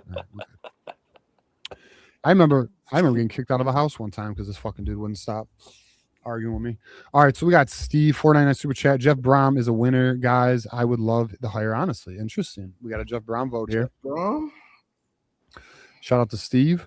We got Mad Anthony Wayne, $5 super chat. Any concern that Dilly Goat lost his rivalry game this year? Was that a reason they lost, like injuries? Was there a reason they lost, like injuries? Yo, I'll be real. Juju have any idea on this? Because I don't. Was there any concern Dilly lost his rivalry game? Lost to Arizona. Was that a reason that they lost, like injuries? I don't think so. I gotta look. Like I said, my had a bunch of Arizona State knowledge. Dog, I'm not gonna lie. I don't care what he did at ASU. Be honest, they don't have the resources. Levitt was out in that game. This man has already been on the stage. Yeah, Levitt was out, but like he's already been on the stage and competed against an SEC program who was completely outmatched, who had him ratioed in Blue Jays 4-1. Like they had him on the ropes. Should have won the game, but I got no concern. I mean, he's been all over the country. You don't know his resume. He's coached at Memphis, coached at Oregon. Like he's been all over. Like he worked his way up to ASU. His quarterback was Jeff Sims, not Levitt. Mm-hmm. And I don't know about the rest of the injuries, but I mean, he didn't have his starting quarterback. I mean, look, at the end of the day, he's done more with less. Actually, speaking of that, Wolverine Casual, I don't know if he's watching or not. He actually made me he didn't make me anything. He made a graph though showing recruiting classes versus where the team ranked. And I'll see if I can find it real quick. Actually, So this here is actually really interesting. So this, shout out to Wolverine Casual, by the way, very good friend of the program. Big fan of Wolverine Casual. So Wolverine Casual threw this at me. If we look at this picture, right, and let me see if I can do this. So Kalen DeBoer. So this is your rank versus your recruiting rank, right? So the uncolored circles, your recruiting rank, and your colored circles where you finished on your consensus rankings, right? So Kalen DeBoer has actually had the number 2 recruiting class. He's finished 11 and 8th. When he was at Washington, he had the number 33 class, number 30 class. He finished 9th and 18th, respectively. Kenny Dillingham, his quarterback got injured mid-season. His recruiting rank was 49th. He finished the season 39th. Again, quarterback injured mid-season. The year prior, this is the Cam Sketabo season, 46th in recruiting, 17th. 2023, 92nd, 41st. You see the disparity? Like he's what you would call an overperformer. I like that. And then he also did Jed Fish, but this doesn't matter because Jed Fish isn't an option. So, but these are your two options here. I mean, and like I can't be mad at, I'll be honest, I'm not mad at Kalen DeBoer for having the number 2 class in the nation and falling 8th. 11th is disappointing, I'm not gonna lie. But to have the number 2 class in the nation, it does get challenging to maintain a top 5 status, regardless of your class ranking, because people transfer, people get injured, people don't develop, etc. All right, so that's where I'm at there on that. I think I'm caught. No, I'm not. Captain Stabbing here, $10 super chat. Keep super chatting, folks. We need to get John off the paper plates. We got you, John. Hey, it's efficient and easy. I'm trying to wash dishes. Listen. When your fiance makes you dinner, and you don't feel like doing dishes, okay, you use the paper plate. So nice and easy. Hey, but Captain Stabbing's right. Keep super chatting, folks. Shout out Courtney. Because we gotta get John to the point where he's got somebody to do dishes for him. You know what I'm saying? That's where we're gonna get. I'm talking about. I like that. For you, dog. All right, we got MGO Blue here. 13. Oh no, my bad. Yeah. 1337. I feel like Kenny DeBoer has a bit of that hardball turbo football autism. Oh no, Kenny Dillingham. I'm sorry, Kenny Dillingham. Yeah. He means Kenny Dillingham because I know what you mean when you say that turbo football autism. I do see that in Killing. You are not talking about DeBoer. I don't think you were talking about Kenny Dillingham. We need that back in the program. Yes, Kenny Dillingham is a football guy. I like to classify that football autism where they're just fucking locked in like a John Gruden and shit. Mm-hmm. Like Kurt Signetti, like them fucking weirdos. Yeah, that's football autism. I like it. That's now actually. Hopefully no one gets upset with that. Don't get upset with that. We're just having fun. But fucking Matt Miller talking shit in the chat. Get out of here. Going down, dog. You see this shit? Look at this. Ready to get spanked. Oh, please. Too soon, Matt. I ain't gonna lie. Right, bro, we're probably gonna get Nick, who they got sitting out of that game? Nick, tell us. Or I don't know. I don't know if anyone's been announced to sit out yet. Nick, tell us who you want to be head coach. Do you want Kalen DeBoer or Kenny Dillingham? And then give us some final thoughts, man. I've been going back and forth a ton. Part of me, I think I would take the risk on Kenny Dillingham. I think you guys brought up some good points with some shenanigans in the culture that's happened a little bit at Alabama. But the other part of me really wants to see what Kalen DeBoer would do with someone like Bryce Underwood in the offensive scheme that he would bring in. That would be really interesting. But I think for the health of the program and the longevity, you just need a guy in there that's going to be there for a long time. And he's already had success, so you don't need to worry about him like having to develop and whatnot. So I would go with Kenny Dillingham, but it's pretty close right now. Both options are tempting. I wouldn't be upset with either. And then final thoughts would be, I think it's a little bit of an obsolete discussion which job between Alabama and Michigan is better right now. I think it's which job has the higher ceiling moving forward. And with the amount of support I think either of those guys would get coming in, I think that's clearly Michigan. I don't think there's much of an argument there. So, but yeah, percentages wise, I'd probably be 65 Kenny, and yeah, that's pretty much it. So, I like that. Text. Oh, mysterious. Yeah. I'll read the super chat because Quinn just dropped another hundo. Get it. John, get some Michigan plates for the next show. Dude, for you, I'll get gold plates. I'll get fucking whatever. Bro, I ain't gonna lie. I actually said whatever you want is an emoji. I'm making executive decision. You get an emoji. DM me whatever you want your thing to be because you have gone way above and beyond, and we love you. John, Franklin, $100 bills. John, I think that money's fake. I think you need, bro. I need you to send me 100, bro. I don't think that's real. Not Quinn Hughes. It's either he's either an Ellison or the Quinn Hughes, bro. By the way, I'm so mad Quinn Hughes got traded to Minnesota and I'm in Detroit. Anyways, move on. Ryan Hall, not to be forgotten, another very good supporter and loyal Michigander. Courtney Morgan to Michigan's A++, whether it's DeBoer. I 100% agree. If we can get Courtney Morgan, I mean that's the biggest A+ GM. Bro, that is the biggest staff member we will have. I'll tell you right now, 5 GM in my opinion.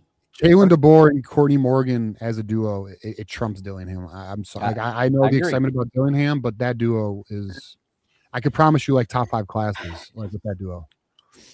I'm just saying that both options are miles and away better than what we just had to deal with. Not even close. Facts. All right, let's get our next caller up here. We got James in the house, and then we got Timothy, who's waiting patiently as hell. Although he might be sleeping, to be honest with you. James, what's up, man? How we doing? Hey, what's up, fellas? How's it going? We're doing all right. How you doing, man? Hey, doing good. Go Blue. Go Blue, man. Go Blue. Go Blue.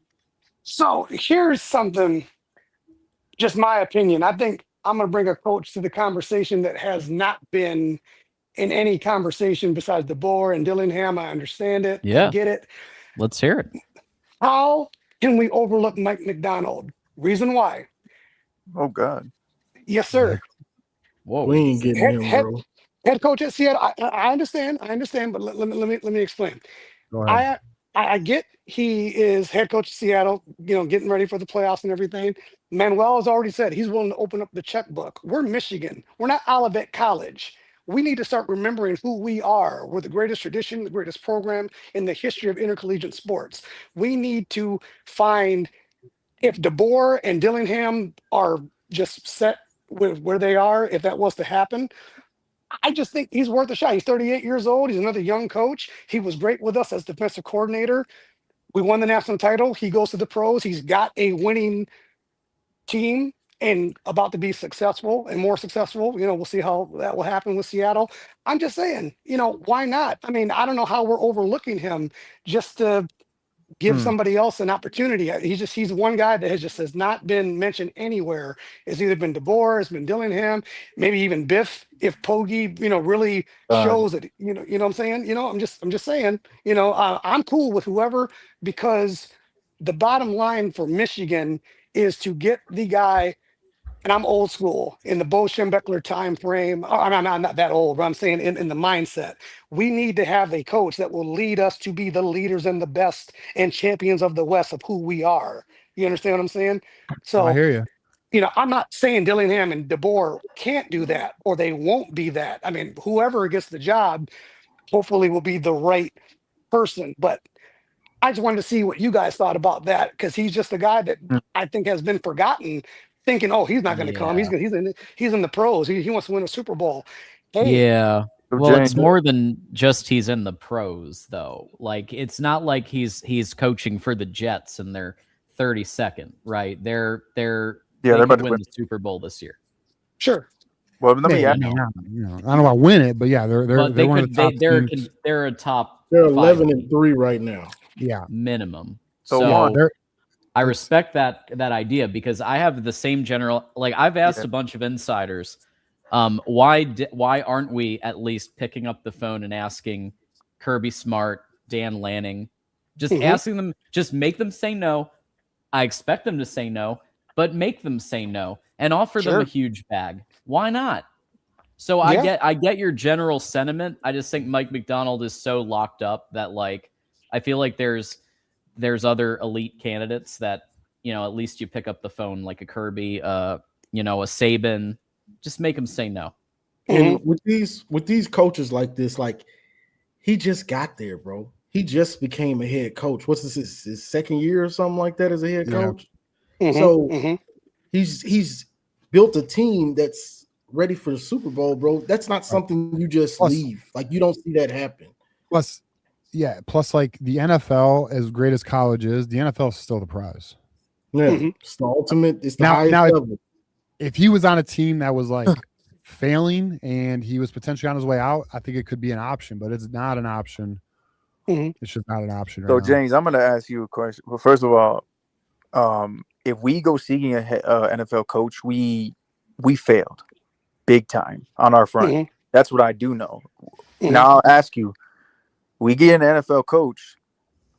You want that coach flirting with the NFL again every year? Well, I mean, that's a fair question. I'll take it. I mean, I can't say that it wouldn't happen, because obviously it does all the time, but that's why I was just even saying, just give the option, just give the call, make him say no, just like Dan Lanning. I would love Dan Lanning from Oregon too, as well. Yeah. If he, if he, entertained it, like I'm saying. So I agree. I mean, I do think, I do think he's like, I understand your concept, but Dan Lanning's way different. Because Oregon's got him locked in on other things that are not even the football contract. Right, like, He's locked. Everyone, like, I understand, like, the killing DeBoer, Kirby Smart, even like that, those concepts. Like, I understand what you're trying to say. Yeah, but to answer the other guy's question, of course, sure, it's always going to be entertaining. I mean, Harbaugh, even when we had him, he was in the times where half of us still wanted him and the other half that wanted him out when we still couldn't beat Ohio State, during those 2016 to 2020 years, he was also, in the talks for the NFL even then, but decided to stay. And then, of course, we know what happened, after all this and everything. But it's worth the opportunity. It's just worth the call. Let's just see. You never know. But if I'm gonna go with my gut, I'm kind of with most of y'all from what I've heard thus far. That if Dillingham is the guy in the driver's seat, maybe he's the way to go, and we'll just have to see what happens as long as we make the right decision, because the main thing is we should always be in the talks for the Big Ten championship and making the playoffs. Bottom line. That's the bottom line. There's no mediocrity when it comes to Michigan. That's just my Michigan fandom. I've been a fan since I was a baby. So, I love the program. I love the tradition. I love the team. And, hopefully they make the right decisions so that we don't have to be worrying about, oh, now we got to go get another coach, or something like that. Let me give you one more real quick, if I may. Can I do that? Yeah, go ahead. Yep. Okay. Go ahead. Not too sure about this one either. And I'm not too sure if you guys will feel this one or not. Let's hear it. What about Marcus Freeman from Notre Dame? NFL. Look, make a call, and who knows? Maybe they did, maybe they didn't. I don't know, but I mean, he's a tough one to pull away, man. NFL, bro. He bound. Oh, okay. I don't see him going to a different. He's also an Ohio guy. Like Yeah. he's not going. He's not going to Michigan. Yeah. No way. Oh, Schimbecker was an Ohio guy. Yeah, Well, but it's yeah, different. It's different type of. It's different type of. I mean, he situation. played out. Desmond Howard is from Ohio. Charles Woodson was Ohio, and we got two Heisman winners right there, and probably one of the two greatest players ever played for the University of Michigan. So Oh, was an Ohio guy. yeah, it can happen. We can change the minds from those guys down south. So Yeah, just but he's say in a he good would spot be at Notre Dame. There's no reason for him to leave there. He really isn't. Before like saying it's a lateral. To the pros. Yeah. Well, That's why I all said good. the pro of all. Like, to go into Michigan would be a lateral move. You mean, I think if you're gonna leave anywhere, it's either the league or you stay put. Yeah. I do believe though. You asked Nick Saban, hey, would you take $25 million to come coach at Michigan? And I have asked these insiders, and they can't give me an answer. Well, how could they? Holy Like, shit! and who would maybe who knows if why, but like none of them, Lanning, Sark, I mean, dude. none I of mean, them, guy. I mean, just to make them say, and because they're going to say But- no, but all I right, feel like but you have to make the call. but John, how do do we know that calls weren't made though? We have no idea. It's You a know, good- like it's a I'll good give you point. an example. I'll give you an example. And Juju, you're here, so confirm. 3 weeks ago, we heard what about Kalen DeBoer? Michigan reached out. How do we know? Marcus Freeman wasn't reached out to. How do we know somebody It's else true. wasn't reached out We to? don't We know. don't know. Yeah, You're right. it's We don't true. know. It's You're right. true. Yeah. This is the thing. This is the thing about Saban too. He retired for a reason. It wasn't just the transfer portal and It was NIL. NIL. It was, The game- hold on. It was also because he wasn't as hard on his players anymore. And I think it was his wife or somebody that called him out on it, that he wasn't as hard on the players. That's what made him Nick Saban. He was such a dictator, so hard on these players to demand excellence, to do it the right way. So if he's not doing that still, is he the same coach? Mm-hmm. Yeah. It's a fair point. All right, James, give us who do you want as the next head coach, realistically, and give us a final thought, man. Well, if I really had to pick with the choices from what they're saying, and obviously the top two has always been between DeBoer and Dillingham, I would actually go with Dillingham. I really think his fire, his passion, his youth, and the what he's done. I really think he'd probably be, for me, I'd rather go with him. And my final thought is those who stay will be champions. Absolutely. Appreciate it, James, and go blue, Go my friend. blue, Don't be a James. stranger. All right. Love the show. Thank you guys. Appreciate you. Appreciate it. Yes, sir.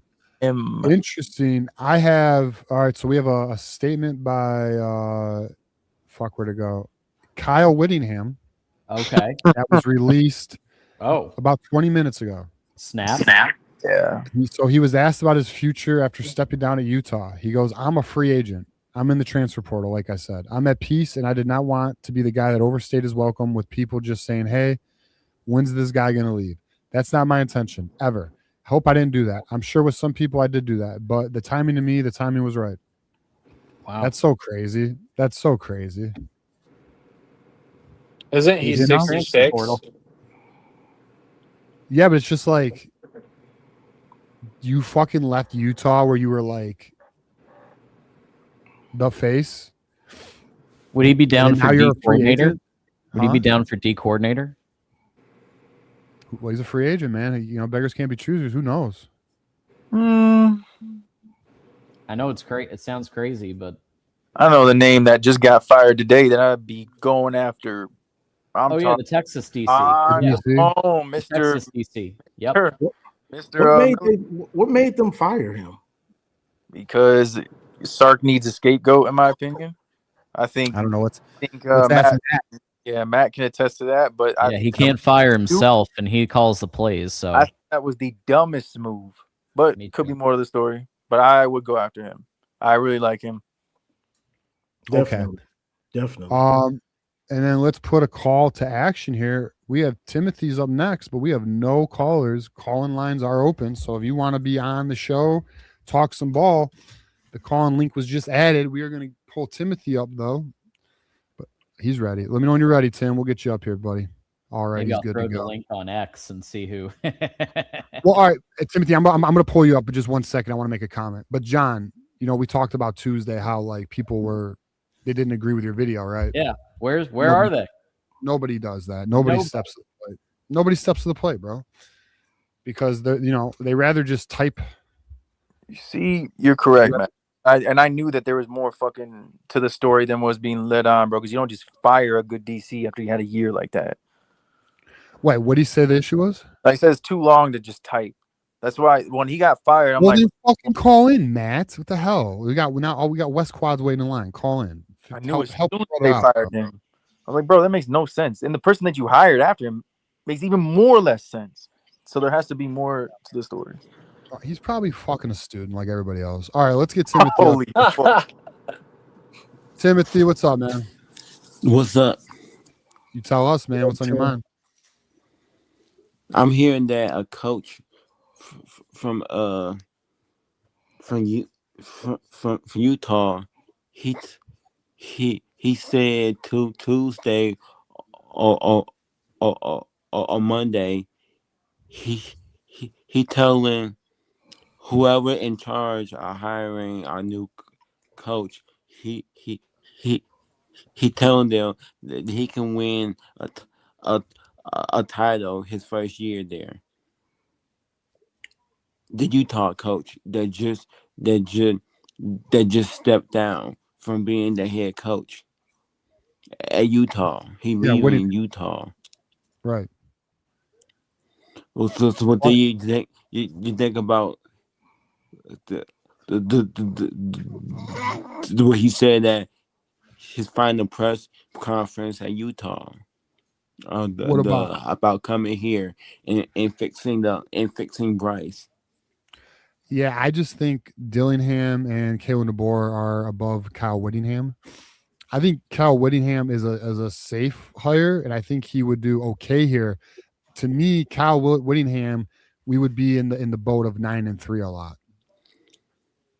Like, there's some breaking news but this morning that they started their first interview and Biff was their first guy. The fuck if he is? Yeah. Well, look, here's the reality though on that, Timothy. Okay, the reason why Biff was the first guy is 1, he's in the building. 2, everything else is being handled through agents. There's no interview really needed. Everyone knows who Kevin DeBoer and Dillingham. I heard that the donors, they want him to be the full time donors. Wants who to be full time? Biff? Yeah. No. Fucking if Biff gets hired, I will put Henny down, bro. No, it's not. It doesn't matter. The donors don't want that. The donors want DeBoer. No, I'm saying that's what I'm saying. To me, that's how long shot it's gonna be. I will put Henny down.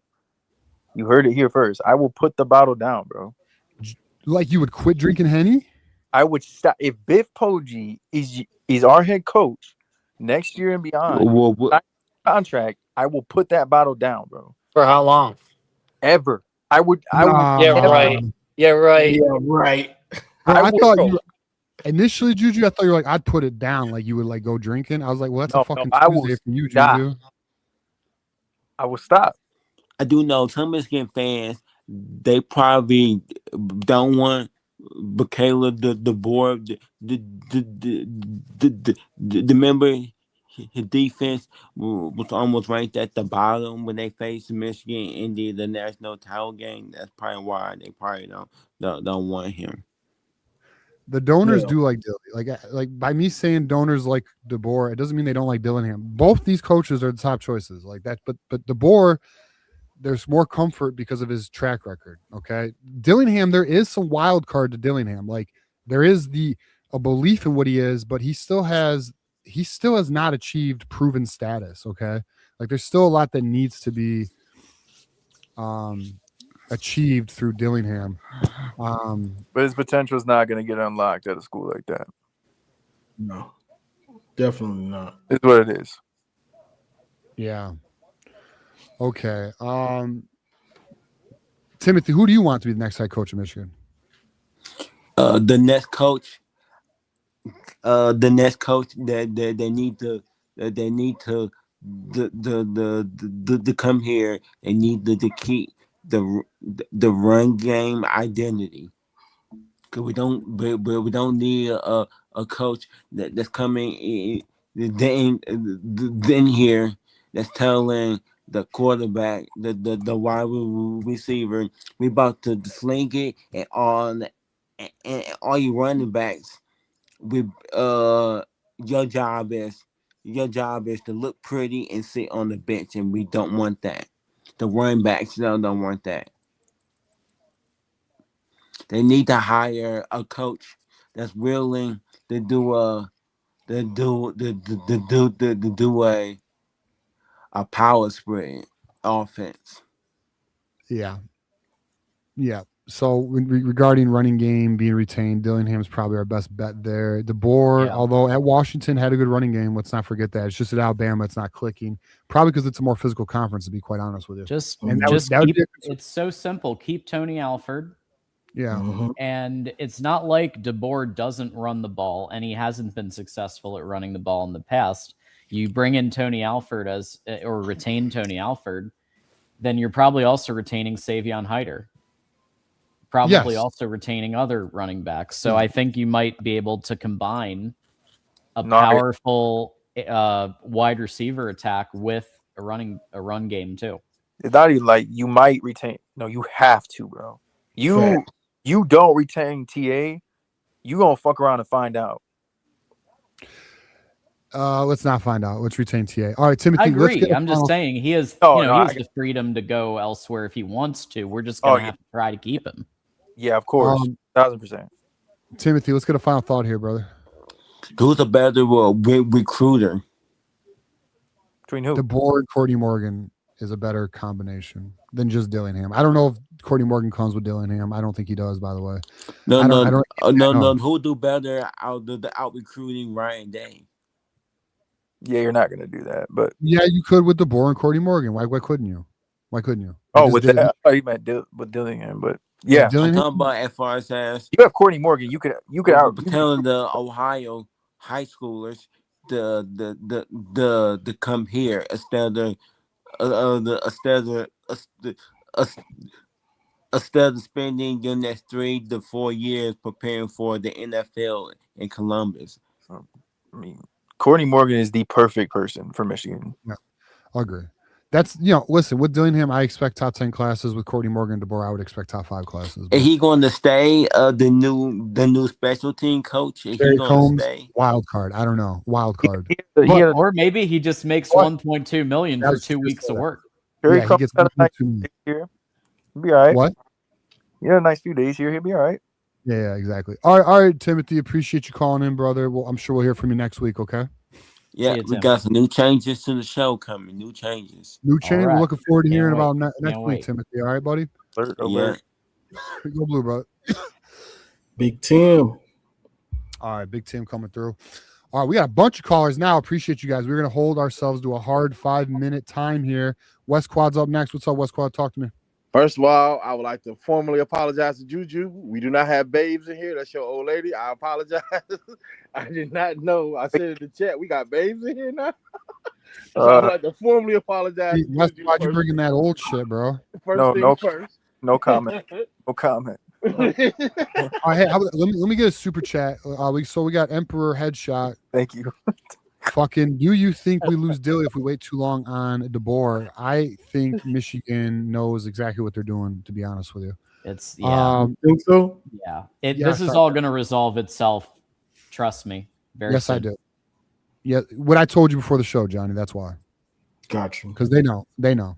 All right. So blow me $2 super chat. Make Bro, TA. stop saying that. Yo, you bro, I ain't gonna lie, bro. I'm just reading the usernames, bro. Bro. Make Tia and Arnold co-op. I know it's fucked up because like someone's watching this like in their living room and like their wife's like doing. Imagine if you just had like a Bills. for this, bro. Yeah, Michigander knows what he's doing. All right, that's a super chats. All right, West Quad, let's talk, man. What's on your mind? I don't know, bro. I kind of like the last couple of days have kind of like flipped over, and I want that young blood in here. Pause.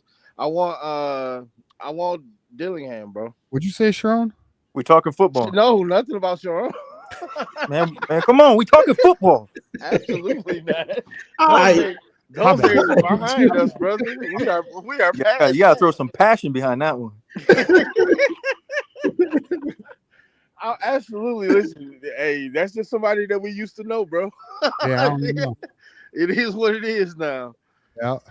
Hey, I will say though, his real mugshot was way better than his fake mugshot. Okay, like the fake one was terrible. The real one, yeah, Yeah, the real one He's been crying all day.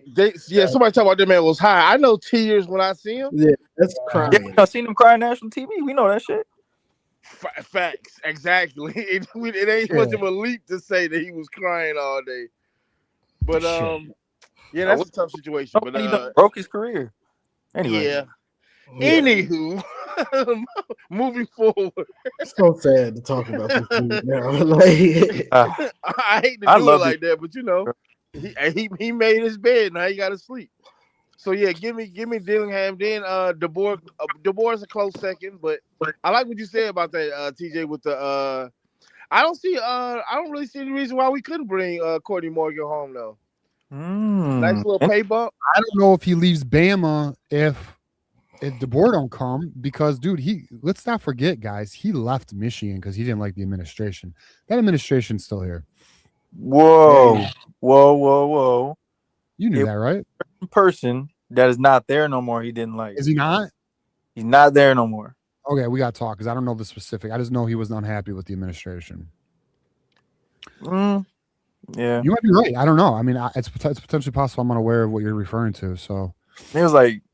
I'm not even talking about a person like administration. I didn't know that if that was. I know about the person. They were too difficult to work with, is from my understanding. I know about the person. Pre-NIL though. Yes, it was. Yes, and right. So now that Michigan, yes, right, it was regarding NIL, and this again. So he was here for the 21 class, which was your Mason Graham. Wasn't Mason Graham the same class as JJ? Am I right or am I wrong here? They were in the 22 class. All right, then there was the 22 class. Wait, no, JJ was 21. JJ was 21. Courtney Morgan is responsible for that. He's responsible for the national championship class of the 2022. Yeah. But yeah, Michigan's reluctance to do NIL frustrated him, and other things too were frustrating him with the. And listen, Courtney Morgan played for Michigan. You know, he went to Washington. He wanted to go on the West Coast. He is the man on the West Coast. No, I thought Like, this was the West public. Coast.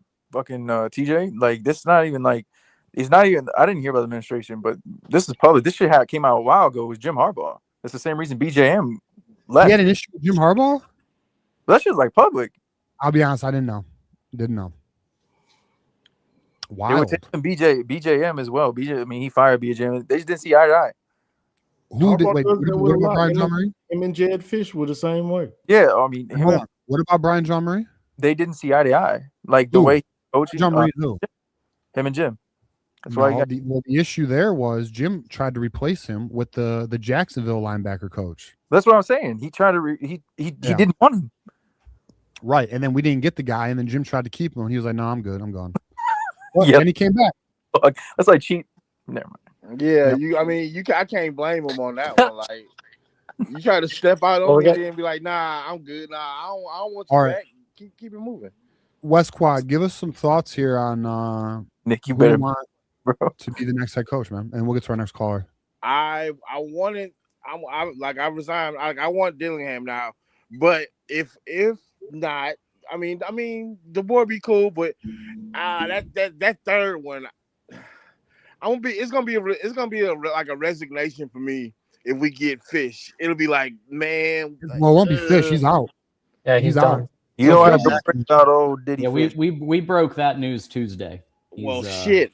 Okay, well, I'm clearly behind, so don't mind. Well, no, it's all good, man. No, but yeah, on Tuesday it came out that the background check, it didn't go well for Fish.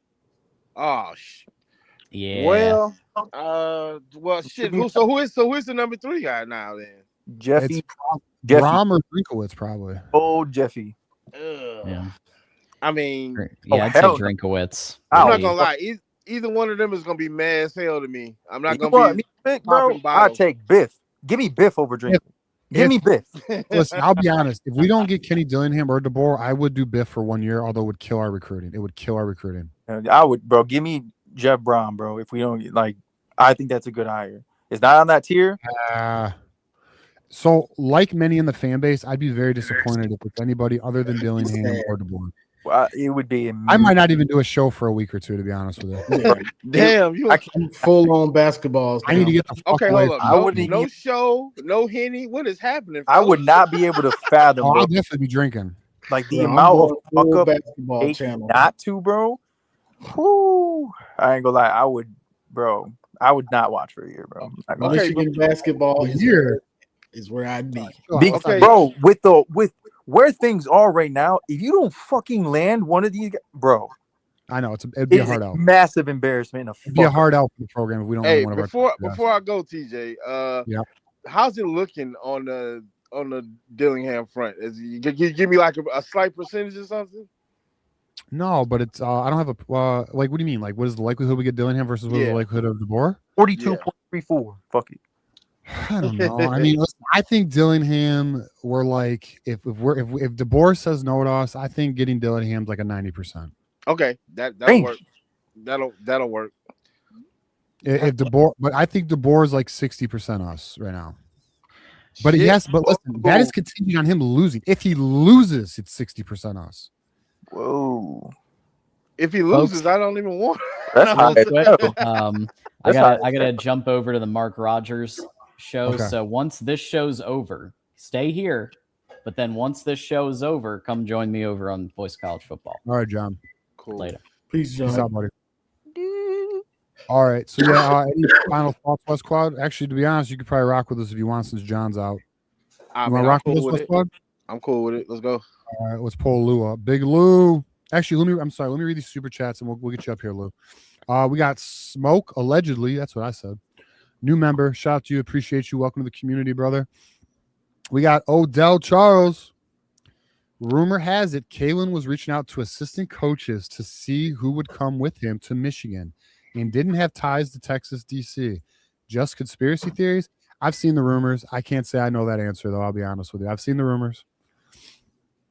Don't know the answer. Make Tony Alford co-offensive coordinator. Run game coordinator to retain him. Hey, no, that's a must, bro. I feel like that. I think I mean, whoever him and we get, Lamar Morgan are my must keeps, like 100%. And Lou. I think I don't whoever we want. get, I like this staff for the most part. I'm not gonna lie. I do not. We'll see. All right, let's bring up our boy Lou. Lou, what up, man? How we doing, man? How you doing, guys? Yo, We're doing all right, man. What's up? Big fan of the show. Just wanted to have a couple questions.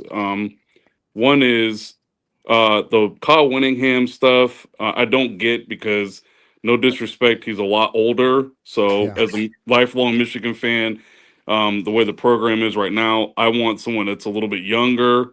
Doesn't have to be Kalen DeBoer proven, but someone like Dillingham, I'm really excited about the opportunity maybe to get him, and the possibility of the offense changing a little bit.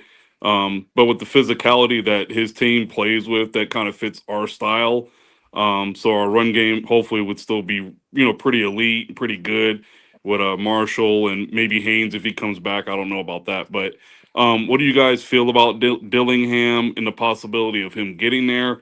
Also, do you think there's a dark horse coach out there that nobody's really talking about that we could maybe snag? That's a decent to good coach that would keep us afloat. All right, I'm gonna hit on the mysterious coach thought. So apparently, I don't have this answer, by the way, but apparently there is potentially a mysterious coach that no one knows about that's public. I've now seen this rumor, and there was somebody who said it. I think it was somebody who was a name. I'm unaware of this. I just will make that very clear. I have no idea if there is or isn't. I mean, I've seen the rumor, just like I've seen the rumor about DeBoer reaching out to potential staff guys, but I don't know either one of those to be true. That's where I'm at with it. And then regarding like your other question was, what do we think about Dillingham? Yeah, what do you think about Dillingham and his offensive style coming to Michigan? And also, do you think it's kind of similar to what we're used to, accustomed to, as far as like our run game and stuff like that? Juju, do you want to answer? Or Johnny? Do either of you want to answer? All right, I'll answer. All right, so when it comes to Dillingham, I think he would incorporate our power run game, but he has a versatile air attack as well. Like, he comes from an air raid background, but he also believes in physical like that's the thing too.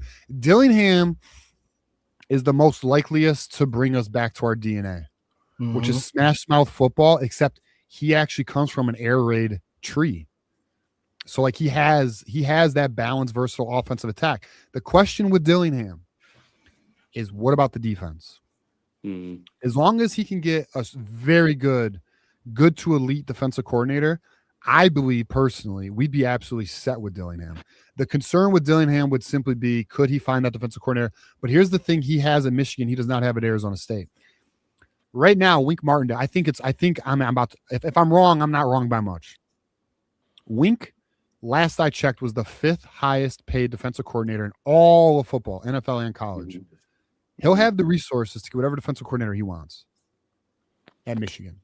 So that's where I'm optimistic about where Dillingham has his weakness, and that's the defensive side of the ball. Okay. What about Will Muschamp? Because I know he just got fired today, I believe. Any thoughts on him maybe coming, or any defensive coordinator besides Wink? I'll be honest with you. I'm tired of Wink. It takes him too long to run his scheme. It takes 5-6 games into the season the last 2 years for them to get into a rhythm, and then it's too late. And I think this year kind of reared its ugly head, especially against Ohio State. So that's just my opinion. Amen. Yes. Amen. So Muschamp was hired by Texas today. Oh, okay. I didn't see that. Okay. Yep. So he's out. Yeah, they hired him quick as hell. Yeah. Okay. So, yeah. All right. And then what was the thing I was looking up? I was about to look up. Yeah, this is it. If we look at where Arizona State ranked nationally defense, not very good. Also, 41st. I mean, not great, but not terrible either. I don't think a lot of people understand though. TJ, you might, but when he did have a good defense, he had a good DC mind. But the reason why the defense, in my opinion, is not good, they can't afford him. Right, that's where I'm at with it. They don't have the money. Like, can't afford a good DC. His staff budget is only $4 million. Ours is double. That's insane, bro. I mean, Oregon came into the DC and say, "Oh, you making like what are you making? Like, this ain't shit. Let's go." And it was that simple. So I mean, they can't afford shit. At least as of right now. Yeah. All right, Lou, what coach do you want? And then give us a final thought, my friend. I personally want Dillingham. I'm trying not to get too excited about it because it may be DeBoer too. I don't know. It seems like it's either one of them. But I personally want Dillingham, and I just want someone to come in there, improve our culture. Our culture's down a little bit, but hopefully we can get somebody in there fresh-minded with offense, and get a better defensive coordinator. And I do think, and I hope that Kerry Combs stays, because I do think he's a pretty good recruiter as well as being a good special teams coach. So I do want him, stay on staff, but also Tony Alford too. So hopefully somebody comes in there and we just keep this thing afloat and beat Ohio State next year. All right. So if we wanted an absolute juggernaut of a recruiting staff, we would want Kalen DeBoer, Courtney Morgan to come from Alabama. You'd want to keep Tony Alford, Lou Esposito, and Kerry Combs. And possibly put Lamar Morgan as a safeties coach or a corners coach. And then that's what you would grab from Michigan, and then whatever he wants to bring from Alabama. Well, I mean, Kerry Combs he's going to be in the secondary as well if he stays. Potentially. I mean, he could either be strictly be a special teams coordinator, or he could be a position coach plus special teams. Yeah, we'll see. We need help on that defensive line. Because Lou's getting the recruits, but I don't like what I'm seeing out of the D line. Well, is it potentially possible that Lou's just dealing with the poor recruiting classes? I mean, he really is, and now he's bringing elite. This was a haul. Yeah, it's got to get in there. Yeah. All right, Lou, we're gonna get to our next caller, man. But appreciate you calling in. All right, brother. All right, brothers. Peace. Go Blue, man. We got super chats here. We got another $5 super chat. Regardless of Kalen DeBoer or Kenny Dillingham, I would still like to see a QB coach hired. I think Bryce needs that much work, and a new coach has to do so much. But we'll see. I mean, we'll see. I'll tell you this: if it's Kalen, here's the thing about Kalen DeBoer, though. He's a QB. He develops QBs. Like, he is a developer quarterback. So we got Ryan here. What Quest Squad? Oh, and I just had to call. Last thing we should worry about is Bryce, bro. Oh, yeah, we got $2 super chat from Ryan. Thank you very much. Then we have $2 super chat from Michigander. Problem is, who will personally coach Bryce right? All right, here we go. Another Bryce Underwood. Guys, Kalen DeBoer is a developer. He's his track record's pretty good. All right, let's get our next caller up. Another OG of the community. We got Pen Game in the house. Just put out an album's coming out soon. Pen Game, what up, man? What's up, man? How y'all doing, man? It's good to see y'all. y'all, brother. How you doing, man? Very good. Definitely shout out to my man Somebody John, gonna tell who's him? not on here. John was getting slack on there. I had to come in and save John, man. Yeah. But what's up, man? What y'all got? Oh, Johnny, man. It's a shame I gotta come on here just to talk to Johnny. Can't even talk to Johnny on his own damn show. Oh, yeah? What happened? Oh, shit. Shit, man. The mugs on there going, cause you know how Johnny's show is. Cats in there yelling and shit. I'm like, yo, they need females in their life, man. Too much yelling and shit going on. But anyway, Johnny, what's up, man? I'm the guy at Pin Game, man. That what's up, bro? Hollering at you about, man. Wanted to get on there and holler at you because Garrison be out of pocket sometimes. So I had to come on there and let him know what was up. But one of one is that album, TJ, coming out soon. Let the people know. Incredible piece of work. Definitely a lot of Michigan references on there. And I'm just very pleased at where we're at right now. I know that's people probably listening to that like, what's up? The Sharon Moore thing, I just find it very hard for those players to have been locked in. Been locked in for the season. And I think that, with him being gone, he left us in a way better place than where we were before he came. So I'm looking at this whole thing like, let's go. Let's go. Let's get this thing going. I'm not, hey, we are in the situation we're in. Coach today just got, just was knocking down the student. That stuff happens all the time. So it's time to move on. Let's get this new coach in here. I want the coach who is lived out in Arizona for 3 years. My driver's license is still Arizona because it expires in 2042. So I know Arizona very well. Had a good time out there. Was in the celebrity scene with running around with Stoudemire's artists when I was out there with Black Wall Street. So I know that Arizona cannot compete with Michigan. Period. All these people that are on there, I lived out there. I was out there in Scottsdale. Running around in the scene. I know how it is in Arizona. They're not fucking with Michigan. They don't have Michigan's capital. We can get Dillingham. We could have had. I'm thinking they really want DeBoer because Dillingham could be the coach right now. Yes. Right now, Dillingham could be the coach, and I'm just talking about. That's why I was explaining to people earlier. I played sports. I was in the music scene with artists that are moving, so I know how everything moves the same in all those walks of life.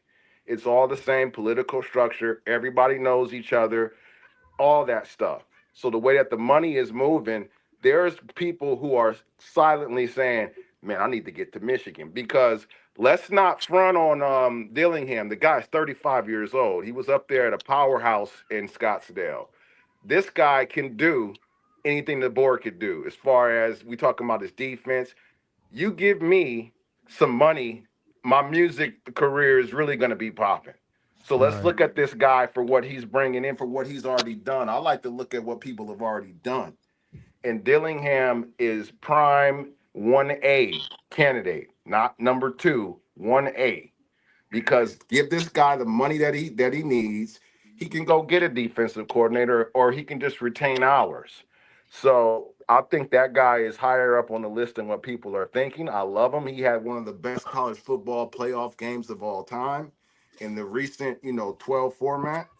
That game was incredible, and it took him a year to get that. So just imagine this guy with Michigan resources and what he could do with the program. Now let's kill him DeBoer real quick. DeBoer is the same in that regard as far as his inefficiency as a coach or what we've seen with his teams. He'll have the opportunity to open up the checkbook and do what he needs to do from Michigan's point of perspective. They know what Michigan brings. They know what comes with Michigan. They know what they need to do. It'd be like he knows what he's dealing with in Alabama. So, which they know damn well they didn't even want him. Week 1, they were ready to run this guy out of town. If you go back and listen to that Paul Feinbaum call-in show after that Florida State game, there was guys on there talking about players ordering DoorDash at 2 a.m. I'm like, dude, and don't you got a wife? That's why they was lazy out there. Yep. Yeah, I'm like, dude, don't you got a wife? Like, are you worrying about players getting DoorDash at 2? So just imagine dealing with that crap week after week after week. Alabama fans, I know a lot of you guys. I know how it roll. Y'all know damn well Michigan is pulling that coach if they want to, because nobody's shooting nothing down, and that's script. Because we got a game to play. These guys, people, they got a game to play, man. Like, they're not going to come out and say, "Yeah, I'm going to take the Michigan job," and then everybody in their community is like, "What?"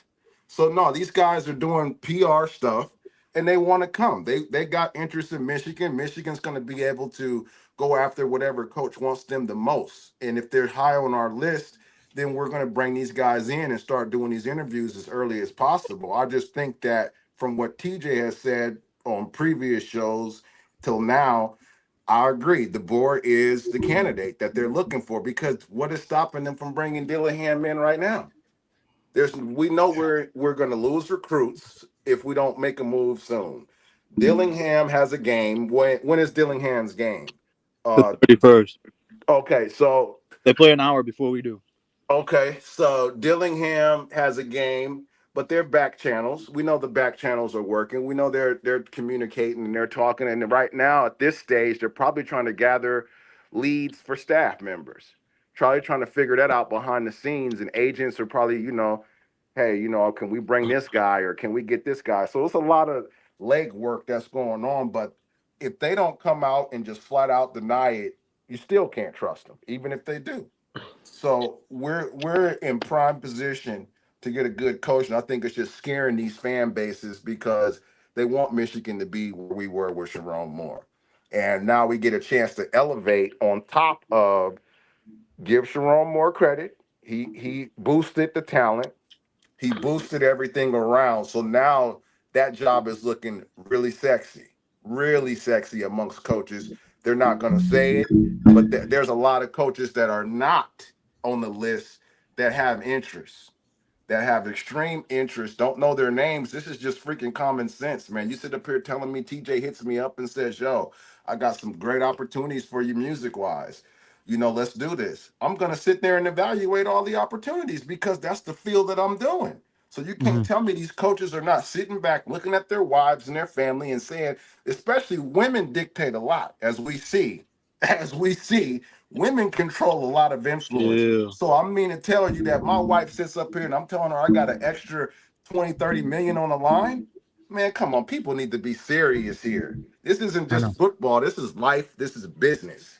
And I'm going to entertain that Michigan offer if I've never even knew Hail to the Victors or knew something about Maize and Blue. I'm going to entertain it because that's life-changing money. And you win at Michigan, you're a legend. You're a flat-out legend if you can win at Michigan. So yeah, you're right. We're going to get the prime. It's just where we're at in the market right now. Hell, there's probably coaches retired itching to get a chance to come back and, to come in with Michigan's resources. So I'm all for it. I've been listening, to what you guys been saying in between what I've been doing, for weeks and months. And I agree that that's the direction that we're going is DeBoer. DeBoer is the guy. Because we got to look at this guy, man. This guy has come from, the Midwest. His wife is from pretty much my neck of the woods, Grand Rapids. I'm from Muskegon. That's like a 30-minute ride. So it makes sense. It all adds up to his interest in Michigan. And I think that we'll do well with DeBoer. I'm not worried about his inefficiencies because that's at Washington, who is not banking like Michigan is. He can get a running. We have running backs. He can tweak some things. This is what coaching is all about. You get an opportunity to go up the ladder. You tweak some things. You change some stuff. Yeah, if we got DeBoer, it wouldn't be perfect right away. I mean, he'd obviously have areas that needs to be improved, but like with DeBoer, you're looking at a playoff contender. You're looking at a playoff team. With Dillingham, you're likely going to have a playoff team. It's just neither one's like there's no perfect hire. No, but there's not. But if you say you're going to get a top 10 hire, how the fuck can I complain about that? And I just want a guy who wants to be at Michigan. Who wants to be at Michigan. That let's get that. We need the guy who wants to be at Michigan. That's a fact. Because that is the thing. He needs to be there because that means he already knows what the expectations are. Because if we're not hiring from within, we don't need a history lesson. We need a guy who already coming in the ground knowing, okay, Ohio State, let me see what I could do. And I need to be physical. I need to run. Okay, well, we need to be patient because if it's DeBoer, he might have to work up the ladder to get to his perfect vision of Michigan. DeBoer is like an artist, and I can relate. DeBoer is going to have to get in there with an artistic view because he has that type of mind. So it may take him a year or so to develop his Michigan version of how he wants to coach. And I'm just saying, the sky's the limit for him at Michigan. I want him in there because I'm interested in how he's going to develop that offense. Our offense has been terrible, absolutely terrible, and I want to see better offensive play. I think Michigan is at the point where we should be able to bring in top-notch talent in every position on offense as far as the quarterbacking, wide receiving, the running back thing, like you said, TJ, and I'll leave it at that. We got Tony Alford. Dude, handle your business. Get in there, keep these guys, retain the people you need to retain.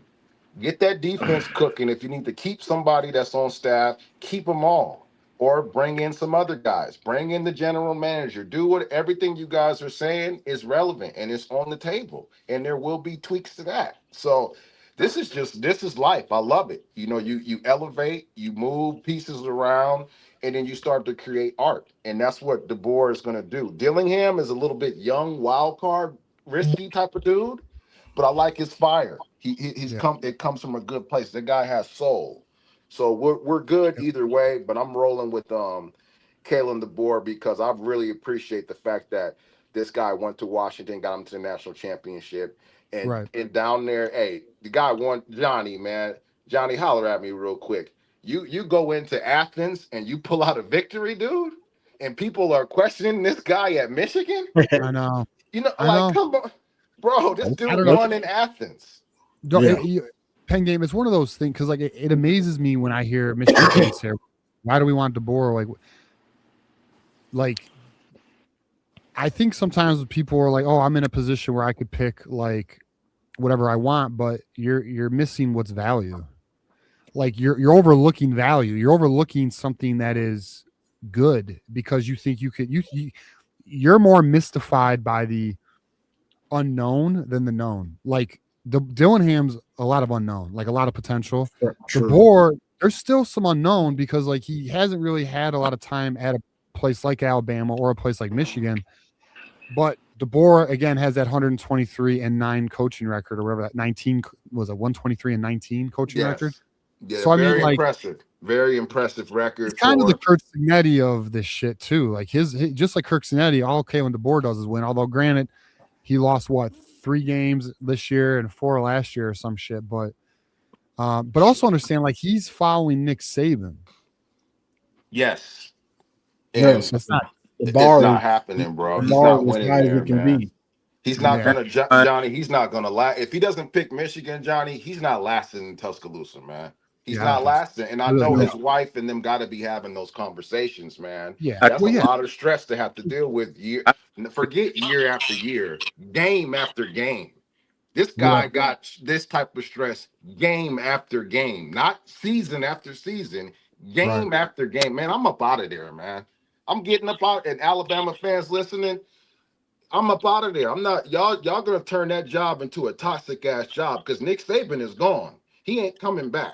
So those championships, salute to y'all for winning those titles. Great. We're Michigan fans. We're historians, so we respect that. But y'all have turned that job into a very toxic ass job where a man with a family and a wife. I'm not dealing with that. I'm not having my kids seeing that crap on the news or everywhere in the community, happy to hear about their father getting drugged through the mud like they're doing on Paul Feinbaum show. But Biff, before I go, Biff Poggi, thank you very much for what you've done to keep this team together. However, I think Biff is not going to be a coach for Michigan as far as head coaching is concerned. I know we have some things about that, and it's not because I don't want him. It's just because Michigan is our regents and everybody on the upper tier of things. It's not a consensus, and it's not saying that I don't think Biff is worthy of it. Hell yeah, he's worthy of it. For how long is the question, and I just don't think we're in a consensus when it comes to our regents and our upper level. It's a lot of bickering. It's not togetherness. So we need to just go out and get the best candidate that that the money agrees on, which TJ has indicated on many times. It's a different game, guys. It's a different game. This is starting to flood over into the music industry, to the entertainment industry. It's looking a lot like that. And I'm going to tell you guys out there who have nowhere wherewithal about those businesses. Bottom lines. That's all people care about is bottom lines. So when you got big money coming to the table, their opinions matter. So Biff is out because of that, because the biggest money don't want Biff. It's the sentimental value and all that wants Biff. But the big time dollars, they want another candidate. And that's how I feel about Biff. Love him. Yeah, thank you, Biff. Forever grateful to you. I mean, I agree to the point where Bama fans is unrealistic. Like it is what's going on is unrealistic, and it's always gonna be like that no matter who came in before him. But I do disagree with Nick Saban being gone. He's not gone. He still is very much and he still very much has a say so in Bama, and I think that's the biggest reason why they retained. But we're talking. That's the obvious. We're talking about him on the field, on him field coaching. No, of course. That is the obvious. Hell, Bo Schembechler was still around when he was alive in the program of Michigan. Did it change our success? Like that's the obvious. We got to get to the point blank. Mm-hmm. Like he's not there. So the expectation that they have is based off of him coaching those years. They're not getting those expectations. Is what I meant by that. They're not. When we look at the poll next year, is Alabama going to be favored to win the national championship? Nick Saban's there. They're favored to win the national championship. There should be SEC champions. That is the expectation. Period. If he's on the sidelines, that's gone. But the fan base still thinks that that's relevant. They still think that that is their expectation, and it's not. So DeBoer, pack your bags. I'll go. I'm not too far. I'll drive down there and help you move up here, bro. Get your shit, pack it up. And let's get on up here to Ann Arbor, man. And Jeff Brom, real quick, because I know people in Louisville will be an excellent head coach at Michigan. I agree. Jeff Brom is an excellent head coach because I see him. I'm up here in Louisville, so I see Brom at Michigan with the resources. Don't sleep on Jeff Brom. Jeff Brom is an excellent head coach. He recruits against Michigan out here all the time. We're at Louisville. I'm by the stadium. I'm by Knox. I'm by Fort Knox. Yeah, I caught 4 games this year. Like I think Jeff Brom is a good coach. Jeff Brom, thank you. See, people here like how I tell people when they ask Michigan, I say, hey, my guys TJ and them, they know the local TikTok, so they know more information about this stuff. Same with us out here looking at Louisville. These other people are like, he Jeff Brom. No, hell no. Jeff Brom's a very good coach, runs a good program. Hell, the dude beat the shit out of Ohio State at Purdue. Definitely getting our love. Put a 60 on their ass. So I'm definitely rocking with Brom. When you win at Purdue, he's won everywhere he's gone. So you at Purdue specifically, that's impressive. Yes, I'm saying DeBoer, Dillingham, Brom. And if there's some people I don't know about, because I'm in here working, making music, and doing my thing. I'm not in there like that right now. Whittingham would be the other name, and Drinkowitz. That's really it. I like the Utah coach, right? Kyle Whittingham, Whittingham. Yep. Man, that dude beat Nick Saban in the Sugar Bowl, man, with Utah. Man, that's a worthy candidate. Very physical, bringing that physicality to Michigan. Yeah, they played a Big Ten type of style. Pen game. Yes. Pen game. Let's get a final thought here, bro. I got some other callers. No, you're good. I gotta roll out anyway. Yeah. But my final thought is go. Hey, where the hell you at where it's so sunny? You don't gotta tell us. It's bright out. It's bright where you at, man. It's dark as hell where I'm at. No, that's just the bathroom, like, because I'm getting ready to get up out of here. All right, man. my B. No, you're good, man. You're good. But my final thought is, man, Michigan. Let's think about the players, guys. The fans and stuff, man. The players are seeing a lot of this stuff that we got going on. Let's make them feel welcome. Let's make them want to stay. Let's keep this thing together. And it's all on the regions and everybody that's bringing this coach in, man. Let's just hope for the best. I will be watching Alabama, Oklahoma. Go Booner sooner. Let's do this. Let's bring our coach home. And you guys, much love, Johnny. All you guys out there, Juju. I got a bottle of Henny for you. So, we'll go ahead and get that ready. We'll celebrate when we get the coach that we need. You ain't going to stop drinking. You're going to keep drinking because success is coming. Hey, I was man. Get that bottle ready. Let's drink. Let's do it. Hey, for real, for real though, when the fucking coach gets hired and it's one of our top 2 boys, we're going to have a good time. I promise. We're going to have a good show. It's going to be a good show much needed with all this bullshit. Yeah, yep. All right, fellas. Peace out, man. Love you guys. Be safe, man. Go blue. Appreciate you, bro. All right, let's get a super chat read here. We got a few of them, and we'll get to our callers. Michael, you're up next, so get ready, buddy. All right, we have DeBoer is a safe bet. It's on our super chat from Antonio. DeBoer is a safe bet. Dillingham has great potential. Jeff Brom is a solid choice. Gritty, got something to prove, has done more with less. Yeah, and I add Kyle Whittingham to it, I think, and Drinkowitz. I would say those are the 5, probably, but we have our top 2. Bottom line is playoffs every year with DeBoer, likely. Highly probable, I would say. We got Trent here with another 10-hour super chat. Thank you, brother. I want DeBoer or Dillingham, but I'm warming up to the idea of Kyle Whittingham if others don't work out. All he does is win. He wants the job. Can't really pull age cards. Saban is 74. Yeah, I mean, Whittingham would be your like 3 to 5 year stopgap probably if you went with Whittingham. All right, let's look at Ryan here. Big time hunter. 5-hour super chat. So many Buckeye fans in Michigan chat because just being in their own chat makes them feel fuck Garrison. Listen, Buckeyes like Michigan content, bro. They really do. They like our show too. We got Muscle Man in the house. My boy Caleb. Kenny Dillingham and Jim Harbaugh have my mannerisms, quirky and possibly on the spectrum. Football savants. Hell yeah. And we got G's Louise showing love. Love your avatar, by the way. I recommend the fuck out of this show the other day. I was proud. Appreciate you, G's Louise. All right. Next call. We got our boy Michael. He's waited a long time. Michael, how we doing, man? You there, buddy? You hear us? Shit. Man, what's up? You hear us, Michael? Michael. 3. He'd say is he gaming? He look like he's gaming right now.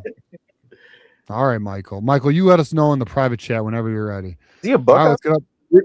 Real quick on what I don't know his name. I forgot his name. Pin Game was saying with the coach that wants to be here. That's big, bro. That's big. The coach that wants to be here, not just for the money, but I actually have the chance to coach at Michigan, and I'm not worried about what it looks like. I'm just thinking about what I can make it be, what I can turn Michigan back into. That's really what we need to worry about. The coach that wants to be here and doesn't care how it looks right now. He understands I'm about to turn this into something for real. That's exactly why I said bro, you cannot fuck this up. And if it was up to me, the shit would be done today. Yeah. Who you rocking with, Drew?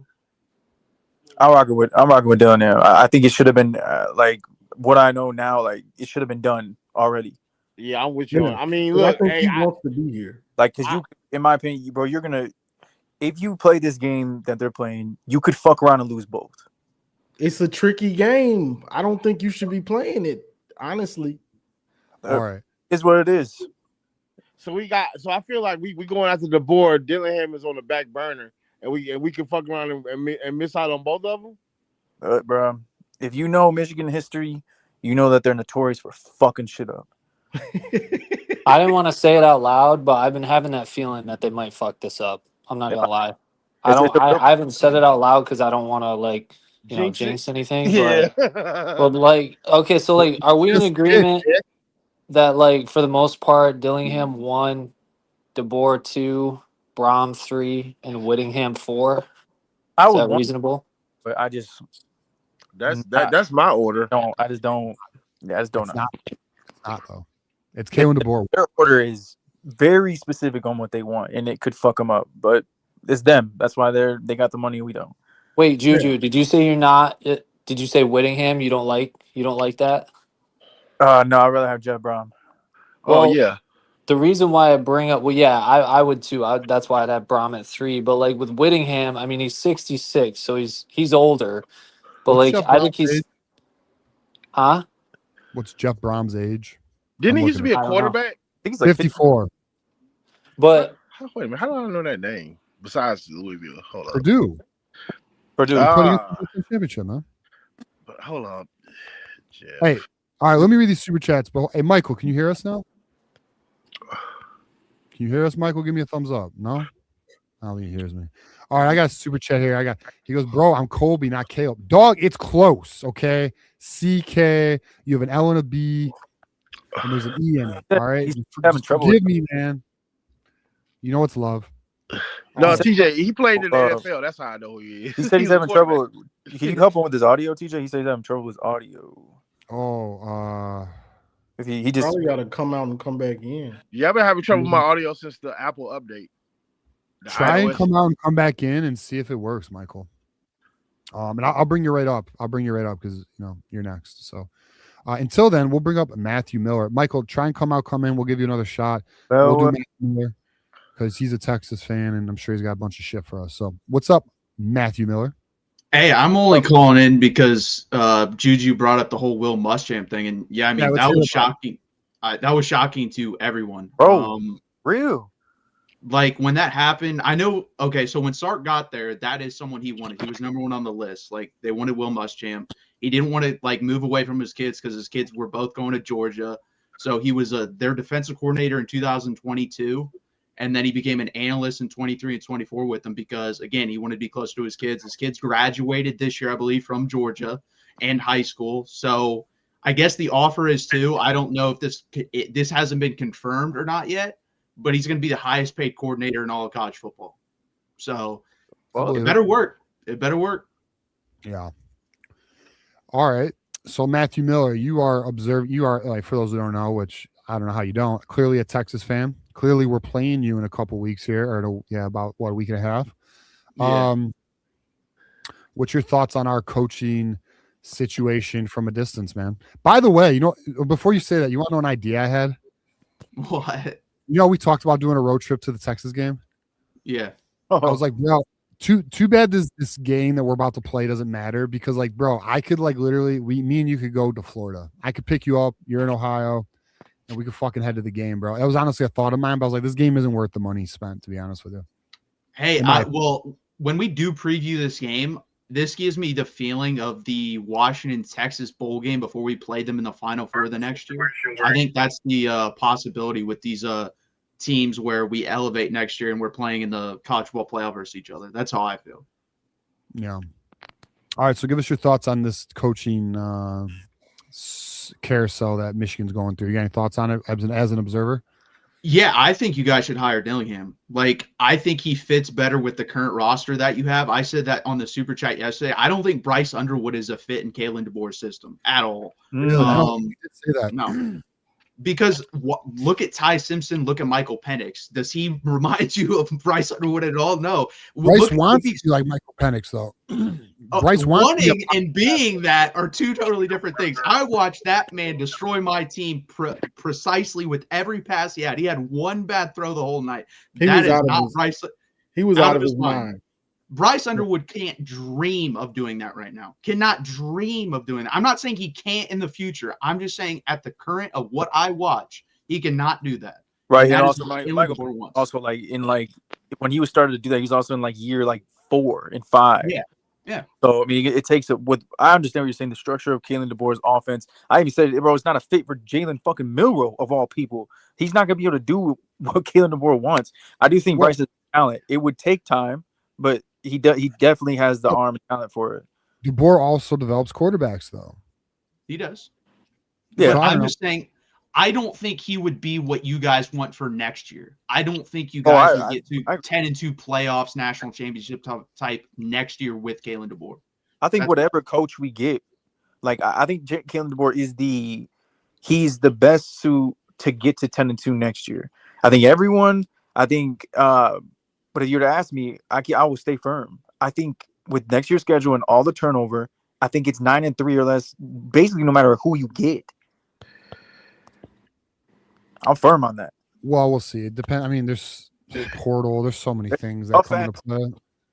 I mean, this is the thing too. People don't realize this shit could get real crazy if I think is going to happen. I really think Marcus Freeman is going to the Giants. I believe that. I think he will be the Giants head coach. If that happens, it's going to get crazy. Right, because then who's going to go to Notre Dame? Who's going to go to Michigan? And then if anyone leaves, let's just say we do get Kalen DeBoer. Then who the fuck's going to go to Alabama? Stark. See, that's the thing. With the move today, that's hard for me to believe. This dude is all in. All in. You don't fire Pete Kwiatkowski and hire Will Muschamp to go to Alabama. Okay, Lane Kiffin goes to Alabama. That's right. That could happen. That one, I could see that. He's like that. I seriously think that he's looking for a scapegoat. That's my personal feel with all these fucking firings. I thought he was the problem.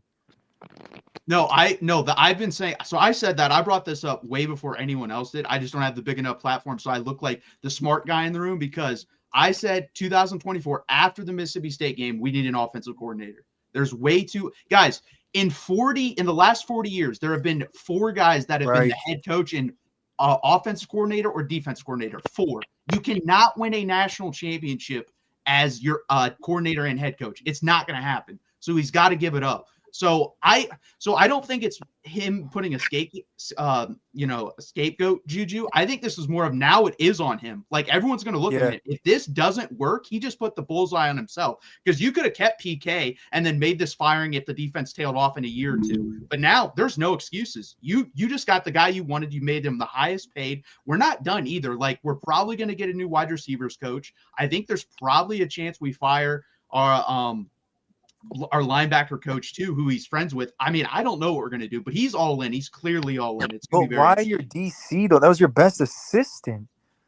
Well, this thing too. So there is this thing. I can't confirm this yet, that it was kind of a mutual parting of ways because of this. He's a West Coast guy, and Oregon is available now, and USC will probably be available. So I think he wants to go back out to the West Coast. Great. Now we got to deal with the motherfucker. Yeah, I think right now I'd probably go Oregon or USC. It's going to be up to him. I think he's going to have one of those two jobs. He's really good. He's a top 15 defensive coordinator in the sport. Fucking great, bro. All right, Matt, before we go to our next caller, I guess kind of give us your thoughts here on this Texas-Michigan game, bowl game. And we're going to have you on the show, I think, the week of the game. I don't know if John's coordinated that or not yet, but that was kind of a plan. He hasn't coordinated, but yeah. All right, what are you doing? All right, let's do it. What are you doing on the 30th at 8 o'clock? 30th? I can do that. That's fine. All right, you're hired. All right, we'll have you on that week of the game. But do you have any quick summaries or thoughts, or what is your thoughts about this matchup, man? Considering it's not a playoff game. Yeah, so our whole offense will be available for the most part. Obviously, CJ Baxter's gone, but he did literally nothing this year, and I'm not surprised by that. DeAndre Moore also went to the NFL. I'm not shocked by that either. But those aren't two big prospects for us, so I'm not really that concerned about that. Defensively, I am concerned because we're missing basically all our linebackers. Anthony Hills is gone. Trey Moore is gone. Leonga Lafau is gone. So we're playing with two guys basically at the linebacker position, and one of them barely played. Now, he is an upper four-star recruit, but it's going to be interesting. I think I just trust in this game. I trust Archmore and Bryce, so I think Texas is going to win. That's how I look at it. Okay. Wait, Matt, I got one question for you because this is a big one regarding recruiting. Malachi Lee. Oh, yeah. What are you hearing about Malachi Lee? Oh. Texas is trying very hard to flip Malachi Lee, and we'll see what happens in the next, I'm going to say, 10 days. I think we'll have this, our hire is going to determine the reality of that for sure. I said when Sharon got fired, I said the most that's going to get that's going to take a hit is the offensive line group. I know. I wish Ludwig didn't leave, man. I agree because I think we lost Olish and Ludwig in back-to-back years, and those are very good fucking tight end prospects. If one of them is going to go from the offensive line group, I'm cool. Take Malachi Lee. I don't like it, but you cannot lose Marky Wahlberg, bro. I think he's the best in that class. You already lost McWhirter. Yeah, no, that was a big hit. But I'm saying Marky Wahlberg, bro. I think he's upside. Yeah, I don't lose. The best upside. I agree. We'll see. All right, Matt. Appreciate you. We'll talk soon, brother. All right. Yep. See you guys. All right. Go blue, Matt. Orange down. All right. Let's see. Oh, Michael's gone. I was going to give Michael one more chance, but he's gone. All right. We got AD in the house. Fan favorite. What up, AD? What up, crew? How we doing, man? Chilling on a Thursday before a big game tomorrow. How you doing? Doing good, man. I heard they were trying to have a decision made on this thing by Saturday, man. Is that what you're hearing? This weekend. Yeah, this weekend. So probably be an announcement Monday or Tuesday. Well, I don't know. I mean, look, here's how I look at it. I think Michigan is going to be they're going to see what happens Friday, as we all are. And I think Saturday is a day where hard decisions are going to need to be made. And then Michigan's going to have to either stay on the guy that they want or offer it to the next guy on the list, which is Dillingham. So I do think we find out early next week, if not Sunday, is my thought. Yeah, the Dillingham hire, man, I think that's going to really depend on the assistant coaches, man. I'm going to wait and hold on how I feel about that hire when I see the assistants. Yeah. I mean, it really could be we get Dillingham in the first year is essentially year one. And then after year one, you're going to see bigger changes because he's going to know what he needs, we're going to lose him. we should see something different the first year because it's obvious Sharon wasn't locked in. Clearly. Well, the one thing that I think people will appreciate about Dillingham is his team plays good football. Like he's a coach, man. His players, his teams play sound, like they tackle, they play hard, they don't have these drop issues that we do. Team. Yeah. I'm actually going to be watching more, I'll probably watch more Arizona State shit. We'll see though. Actually, I don't know. I don't know if I got time, to be honest. By the You time, got time, TJ, you ain't got time, bro. I thought I had time today, and then I get 2 phone calls that take over an hour each, and I'm like, then I got a show at 8:00. I really thought I had time today, Johnny. I don't have time. Yeah, after the show, I got to start scanning all this shit. It don't stop around here, man. But grind don't stop. That's why I tell Juju to do all my film study for me and give me the Spark notes. Hey, you already know I'm in the lab, bro. I know. That's why I got Juju for. So, you know the deal. But AD, so what else? All right, so JD, I don't know. When was the last time we talked? Was it last Thursday, maybe, or maybe it was the Wednesday? But where are you at on it, man? Do you want Dillingham? Do you want DeBoer? Do you not care as long as it's one of the top 2? What's your thoughts, man? I mean, I like both of them for different reasons. It really depends on like what you're looking for with the next coach. It's going to depend on that. But I mean, I really DeBoer. I mean, you got to get Courtney Morgan more so than anything else. It has to be a package deal with those two. I mean, I'd really lose a lot of interest in DeBoer if he doesn't stay. I agree. He had issues with Ward Manuel, right? I mean, I know about administration. Apparently, Jim Harbaugh. I wasn't aware of that though. It was definitely Jimmy. Yeah. So I mean, dude, I definitely got to get Morgan back in here, dude, and yeah, just really setting up the whole team. But then, man, if you look at like who has a higher ceiling, if Dillingham gets his assistants right, man, like that, I think there's a higher ceiling with him. So it's Dillingham, in my opinion, is a more exciting journey because there's unknown, and as a fan base, we are going to grow with a young coach. Now this is different than Sharon though, because he actually has head coaching experience. He actually knows how to run a program, and he's been a coordinator far longer than Sharon's 1-year stint as a coordinator.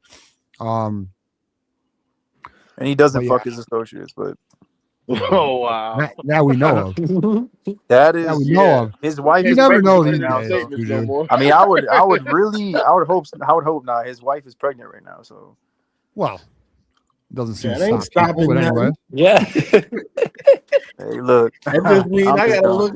No comment. It just means I need another phone, Juju. No comment. I already got 3 of them. No comment. A phone that stays in, the office drawer, not home. Jesus. Anyways, don't do that. But yeah, AD, I mean, I guess, all right, let's say we strike out, man. What's your thoughts then? What do we do? If we miss both guys, we don't get DeBoer or Dillingham because Dillingham feels slighted. We waited too long. I mean, my next in line would be Clark Lee, like not even close. Whoa. Interesting. Definitely. Yeah, not even close. I don't mind that. I don't mind that. Jump off the fucking bridge. I don't like it. I think he's Why y'all don't like Clark Lee? If we hire a head coach with a defensive mind after saying all this time we want an offensive mind, players are leaving, bro. I mean, dude, we're gonna lose players no matter what, man. We really can't base it off we're that. Gonna we lose gotta somebody. I know we got to get this head of coach course, right. I completely disagree. I think there's better names players we don't want. want. Like I think Jeff Brom is a better name. I think Clark Lee's better than Drinkwich. I'm not gonna lie. So he might be that. He might be down there. Right, Jed Fisher's already crossed out. So I mean, yeah, we were running out of options. Well, dude, it doesn't matter. Dude, we're getting DeBoer Dillingham, man. I'm not ready to even entertain that kind of thought, bro. I'm just more interested in like. I'm worried about I'm worried about the West Coast version of this, man. I'm not gonna lie. Look, I'm in. Prove me. Just prove it to me, bro. That's where I am. Like this administration, Michigan is notorious for fucking everything up, even when things look really good. Prove it to me. Hey, this is an interesting comment here. Dillingham said he should go after Jason Eck, as defensive coordinator of the New Mexico head coach. He's a great coach though. Fuck no. You don't like Jason Eck? He's a good coach. He's a good coach, but I'm not stabbing that low on the depth chart. True. It's too much of a risk. He's too much of a risk. He is a good coach. Well, Bryce stays with both hires, right? To be honest though, looking at Jason X, we're good. He's offensive focus, boys. We're good. Bryce ain't going nowhere. We're going too hard after the list. That's from an offensive background, not defensive background. We're going way too. You hire Clark Lee, you fuck around, find out. I'm just saying, bro. Dude, I'm not mad at Jeff Brom, dude. I think he's a good coach, though. I think Clark Lee's a good coach. I just think for what I was. Listen, I think Clark does without Diego Pavea. That's true. I mean, basically hiring James Franklin at that point. Damn. Who? Dude, if we're going down this route, man, dude, this is why it's clearly one of these two. It's DeBoer, Dillingham, or bust, man. Yeah, because it gets weird. Yes, that's what I'm saying. I don't like weird. I mean, I would. You can't if you don't land Jeff Brom after that. It's fucking. I'm checked out, bro. Yeah, the coaching pool gets real dry after those top three on the list. I agree. All right, AD, give us some final thoughts here, big dog. Fucking go for the Boomer Sooners this weekend. We need to wrap up this shit. We need to get one of these two. Honestly, man, I don't really give a fuck at which one, man. We're so far upgraded with either one. It's such a good thing. And I really like the way Juju put it earlier, man. It's like we saved ourselves a year with all of this going down, man. Like this is short-term pain for long-term gain. So I like that. Yeah. So it is what it is, man. We'll be all right. It's still, we still are where we are, man. And hey, we still got a great basketball team to root for during all this. So when's our next game, by the way? Sunday. Monday? The 21st, I think. Sunday. We play La Salle. Yeah, it's gonna be. We're winning Natty this year, dude. It's. I think it's a good chance. We look good. Only a couple teams, probably Duke and Arizona, they're like right there. Happy holidays, guys. Have a good one. Merry Christmas. All right, AD. Have a good one, brother. I'm already about to print up some Final Four shirts. Get them while they hot. Yeah, the floor is Final Four. It'll be a disappointment if we don't make it. Yo. All right, we got another caller here. Let me make sure I got no more super chats. Hold up. I do not. Okay, we got Brevin here. Brevin, what's up, brother? Yo, what's up? You tell me, man. What's on your mind? Just ready for this to be over, honestly. Yeah. Ready to figure out. Yeah. Yeah. It's a waiting game. How long do you think it'll be? I think this weekend, early next week. Yeah. When does the portal open again? The 2nd of January. Okay. So we have literally 3 weeks. I'm sorry, 2 weeks. We have 2 weeks till the portal opens. Do you know when players have to declare for the draft? Yeah, that's like mid to late January, I think. Okay. Yeah, so we got time. We got time with justice. Yeah, I mean, listen, Michigan, the timeline, we're still there. I think we will land a coach before the portal. Yeah. It's just it just comes down to it just comes down to this weekend. Like we really do listen. If anyone wants DeBoer, you want Oklahoma to win. If anyone wants Dillingham, you want Alabama to win. Just what it comes down to. Well, also because I think with this now this is just my personal feelings. I think the worst thing to happen is Alabama winning and dragging this shit out longer. I don't think Michigan wins, bro. I don't think Michigan waits. I don't personally. I personally do because I think there's arrogancy in that fucking and in that realm of people making decisions. There is people want different things, and my personal feelings, bro. I just don't trust them. So I mean, we'll see. I hope that they lose so this shit gets shut down right now. If Alabama wins and we drag this out, I'm telling you, they could fuck it up. I don't think if they do that, this would be This would be administration for dummies. They already are. They never make the right decisions. When's the last? They're giving it. Decision. Not to cut you off, Juju. So my bad. But they're bro, they're giving it a week. Yeah, give it a week, Juju. They tell us. No, they can tell us. Bro, they fucked up so many things, bro, that I don't trust anything that they have to say. They brought you Dusty May. Yeah. John Beeline brought me Dusty May. They brought you Dusty. Give it a week. John Beeline brought me him, bro. John Beeline for fucking president, bro. Yeah. He's a little bit. Apparently, that's already been decided. So we're gonna get a new president too. Apparently, some I don't know what ethnicity he is. I don't know either. I have no idea who the president is. Sounds very. Well, apparently, all right. So the word apparently he comes from a major sports school. So we'll see. I don't know. I know nothing more than that. I think he's Italian. Fuck, I don't know, dude. Fucking Brevin,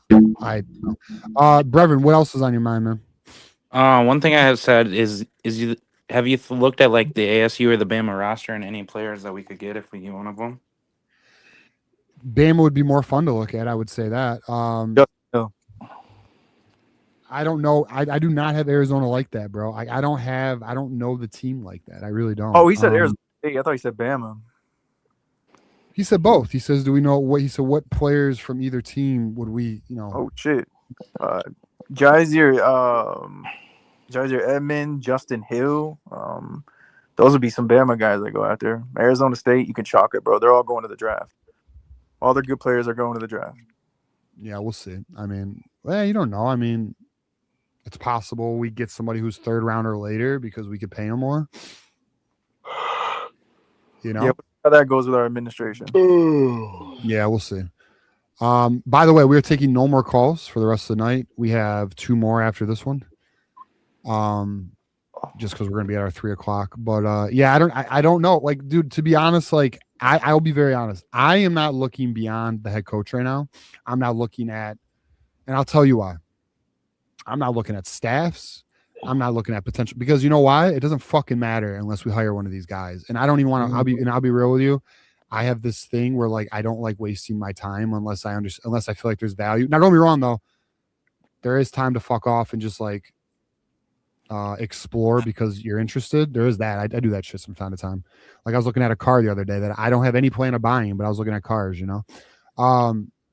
But I'll just say this. I'm not investing myself to look at rosters or staffs until I know, because, to Juju's concern, even though I do believe we do get a coach early, either this weekend or early next week, I do believe that.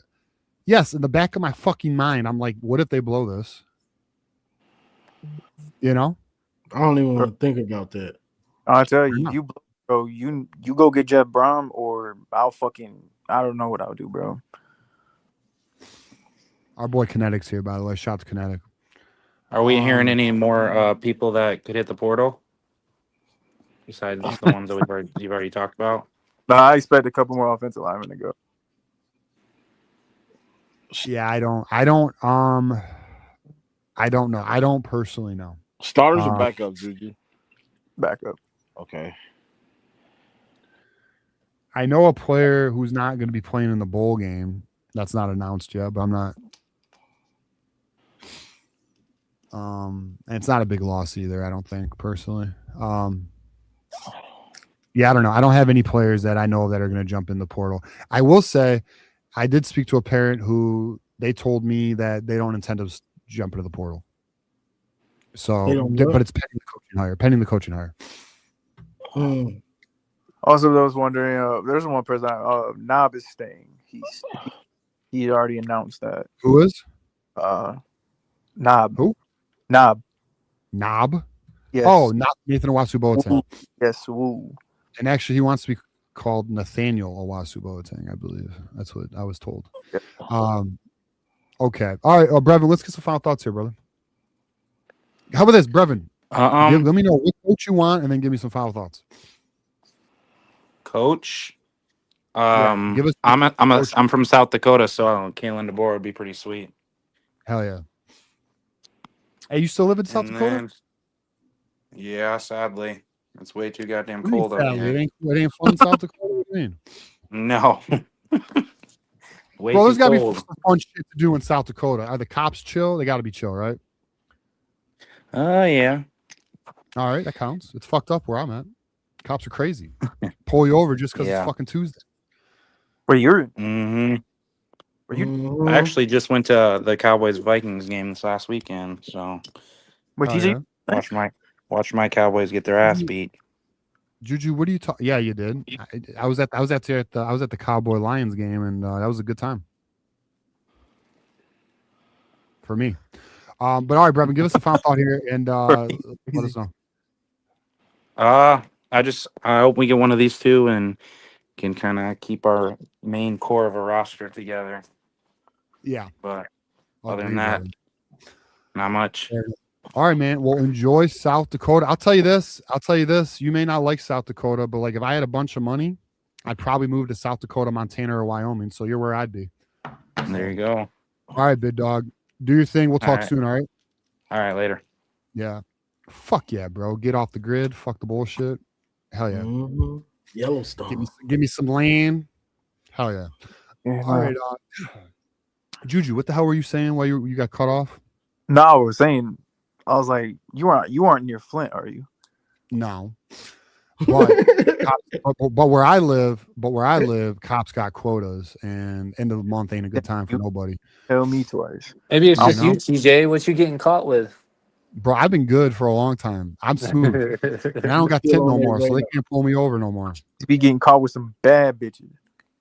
Bro, they fucking I swear, I have had incidents with cops that I promise you, if I was of a different skin color, I'd feel a certain way. Just understand that. Like I'm telling you, I'm grateful I'm on the, bro, I've been searched for no fucking reason. I've been pulled over for no fucking reason. I've had tint issues for no fucking reason. Bro, you got 5%. You got 5%. No, bro. Like I told the story once before. I'll tell it again, and we'll get to our next caller, who is Ryan. Actually, we have one more caller. Where the fuck did the other one go? We'll get to you, Ryan. You're next. But bro, I was literally at a red light. I was on my way to my boy's house. It was like 12 o'clock, dude. I didn't do shit. Like I was sober. I was good. Fucking I'm going down this road. Light turns green, bro. I don't accelerate. I just naturally hit the gas. I'm going like 25. It is a 35. I'm going like 25, maybe 30. Like I'm just getting from the light. I got 3 cops. Go head north. I'm heading south. They flip a Yui on my ass. Wow. Pull me over. And go, hey, you been drinking? Anything you've been drinking? I was like, no, because I was on my way to a party. Like I was on my way, but I was good, And he go, and I was like, no, answer all his fucking questions. They pull the K9 unit out, go around my truck, do their whole thing, don't get shit. And he goes, so we didn't find anything, but here's a ticket for your tint. Have a good day, bitch. And then I get my tint taken off. This is so funny. You close. I mean, you about right. Canton is a mother. But oh my I get my God. Tint take. So a tint ticket, for those who don't know, it's one of those check it and then there's no fine type shit. So I get my tint taken off. I go to the police station. I go to confirm that it was taken off. They don't even look. Okay, we believe you. Motherfuckers pulled up to TJ. They said, "Let me see your hands." Yeah, I got 5%. They never pull me over. And it was and like, look, dude, I have like, and I've talked to cops. Cops will be like, no, there's no quota. There's no quota, bro. I swear to God, the last week of the month, they hunting. We're prey, bro. Now, I know we got a viewer who's a cop. And by the way, listen, cops have a hard job. I'm not like, listen, they do, but there's a quota. Don't fucking lie to me. Don't you lie to me. Month, I know. End of the month. You live in Kalamazoo, Portage area, bro. I pray for you, bro. I pray for you. I ain't had to deal with that stuff since I was in Memphis. Area, dog. You feel me? All right, let's get we got Ryan here. Ryan, what's up, man? You're our last call of the night. What's the word? Hey, man. Long time listener, first time caller. What kind of car are you driving when the cops bugging you? So at the time, I was driving a 20 or it was a Explorer Sport Track. It was like a 2006, I think. Was it black? Nice. It was black. Yeah, high trim. Yeah, it was the adrenaline edition too. It was nice. They're looking at that car. Yeah, it was a good truck. Good truck. Yeah, had a good time. I had a lot of good time in that truck. The key to drive one of those old cars like the Lincolns, man, Lincoln Town Cars or something. They just let you drive right by. They don't even second right. Don't even second guess you. But I wanted to ask about Suge Hill. If you guys have heard if he's returning, our corner. Shamar Rose. Well, no, not him. The other, they call him Suge. His name is. Yeah, you're talking about Jair Hill, Sugar Hill. Yeah, Sugar Hill. That's what I'm talking about. He's got eligibility left, right? I know he was questions about the draft. I heard them talking about on WTKA if he's coming back or not. Juju, do you know? Because I don't. Did Juju go? Oh no, I'm here. I was listening. Do you know anything about Jair? Not as right now. I expect him to return though. Okay, that's good. Yeah. My thing is, I'm a huge MGO blog fan. I know we've had hit or miss in this community, MGO blog, but I wanted to I have say, nothing against I know they're MGO blog. really negative about our defense in particular, and our substitutions. And our defensive coordinator is like, I don't know who's on the field when I call plays. I just call plays, which is fucking terrifying. And I feel like he just doesn't know what the fuck is going on. My worst fear is that we bring in like Dillingham and they keep Wink around as like a veteran $3 million baby, and he submarines our whole administration. No. We got to get rid of him. Like, he's got to go big time. He's a senior citizen. Yeah, he's got to go. I don't think he's coaching our team correctly. I don't think they know what they're doing. Wink Martindale is I think, they talk a lot on MGO blog about the Wile E. Coyote year and how the first year with the coordinator, you don't really notice. And then the second year, you look down and you fall. And our defense this year, we had some talent on it. And it just seemed like I'm watching the Ohio State game. We've got true freshmen playing in the game for no fucking reason. Chase Young's out there running around. I'm like, why the fuck is he in the game? Like, that guy shouldn't be in the game. All year he did that stuff. Yeah, all year. And it's not like it was an injury. It's just like random fucking guys. I'm looking at the roster, and I'm a big fan, guys. I know you guys are a big fan. This is what you guys do all day, every day. And I'm like, who the fuck is that guy? I gotta look at that. Who's this guy? Let me get my fucking roster out like it's 1980 and check, see who the fuck this guy is, because I don't know who it is. And then the guys that want to leave, like Shamari, aren't getting playing time, and they're doghoused. Probably knew about their coach's affair or some shit. I don't know. I don't know why he wasn't playing. I don't know. Shit, what's going on? Did Miles Morgan? I don't know. I have no idea, bro. Yeah, I mean, I know bro. we do know the players knew, but I don't know the consequences or the reality of that shit. Right. I heard you guys mention on Tuesday about Hosman. That's huge. I don't know. Maybe I just threw it out there.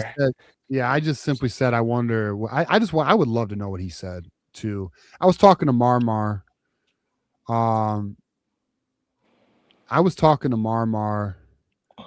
And I was just telling him, like, I wish.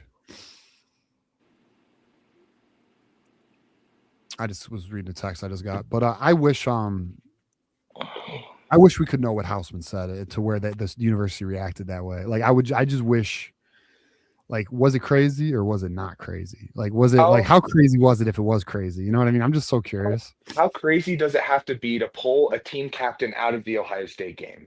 Yeah, and not only that, like, seek mental.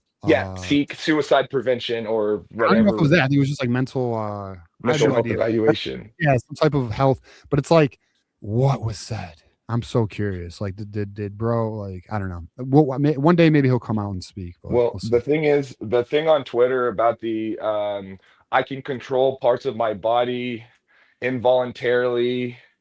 I don't even know what he's talking about. What? Yeah. Yeah, the message, if you read it, I guess they're deleted now, but before the game, I'm going back and reading these, and he's like, I have basically like superpowers. Like, I'm. Bro, maybe he realized he can bend air, all right? You know what I mean? Like, just like the ancients do it, he can do it. Who built the pyramids, huh? Answer that. Maybe Ancient aliens or some shit. I don't know. House might know, bro. Everybody wants to knock him. What if he figured it out, huh?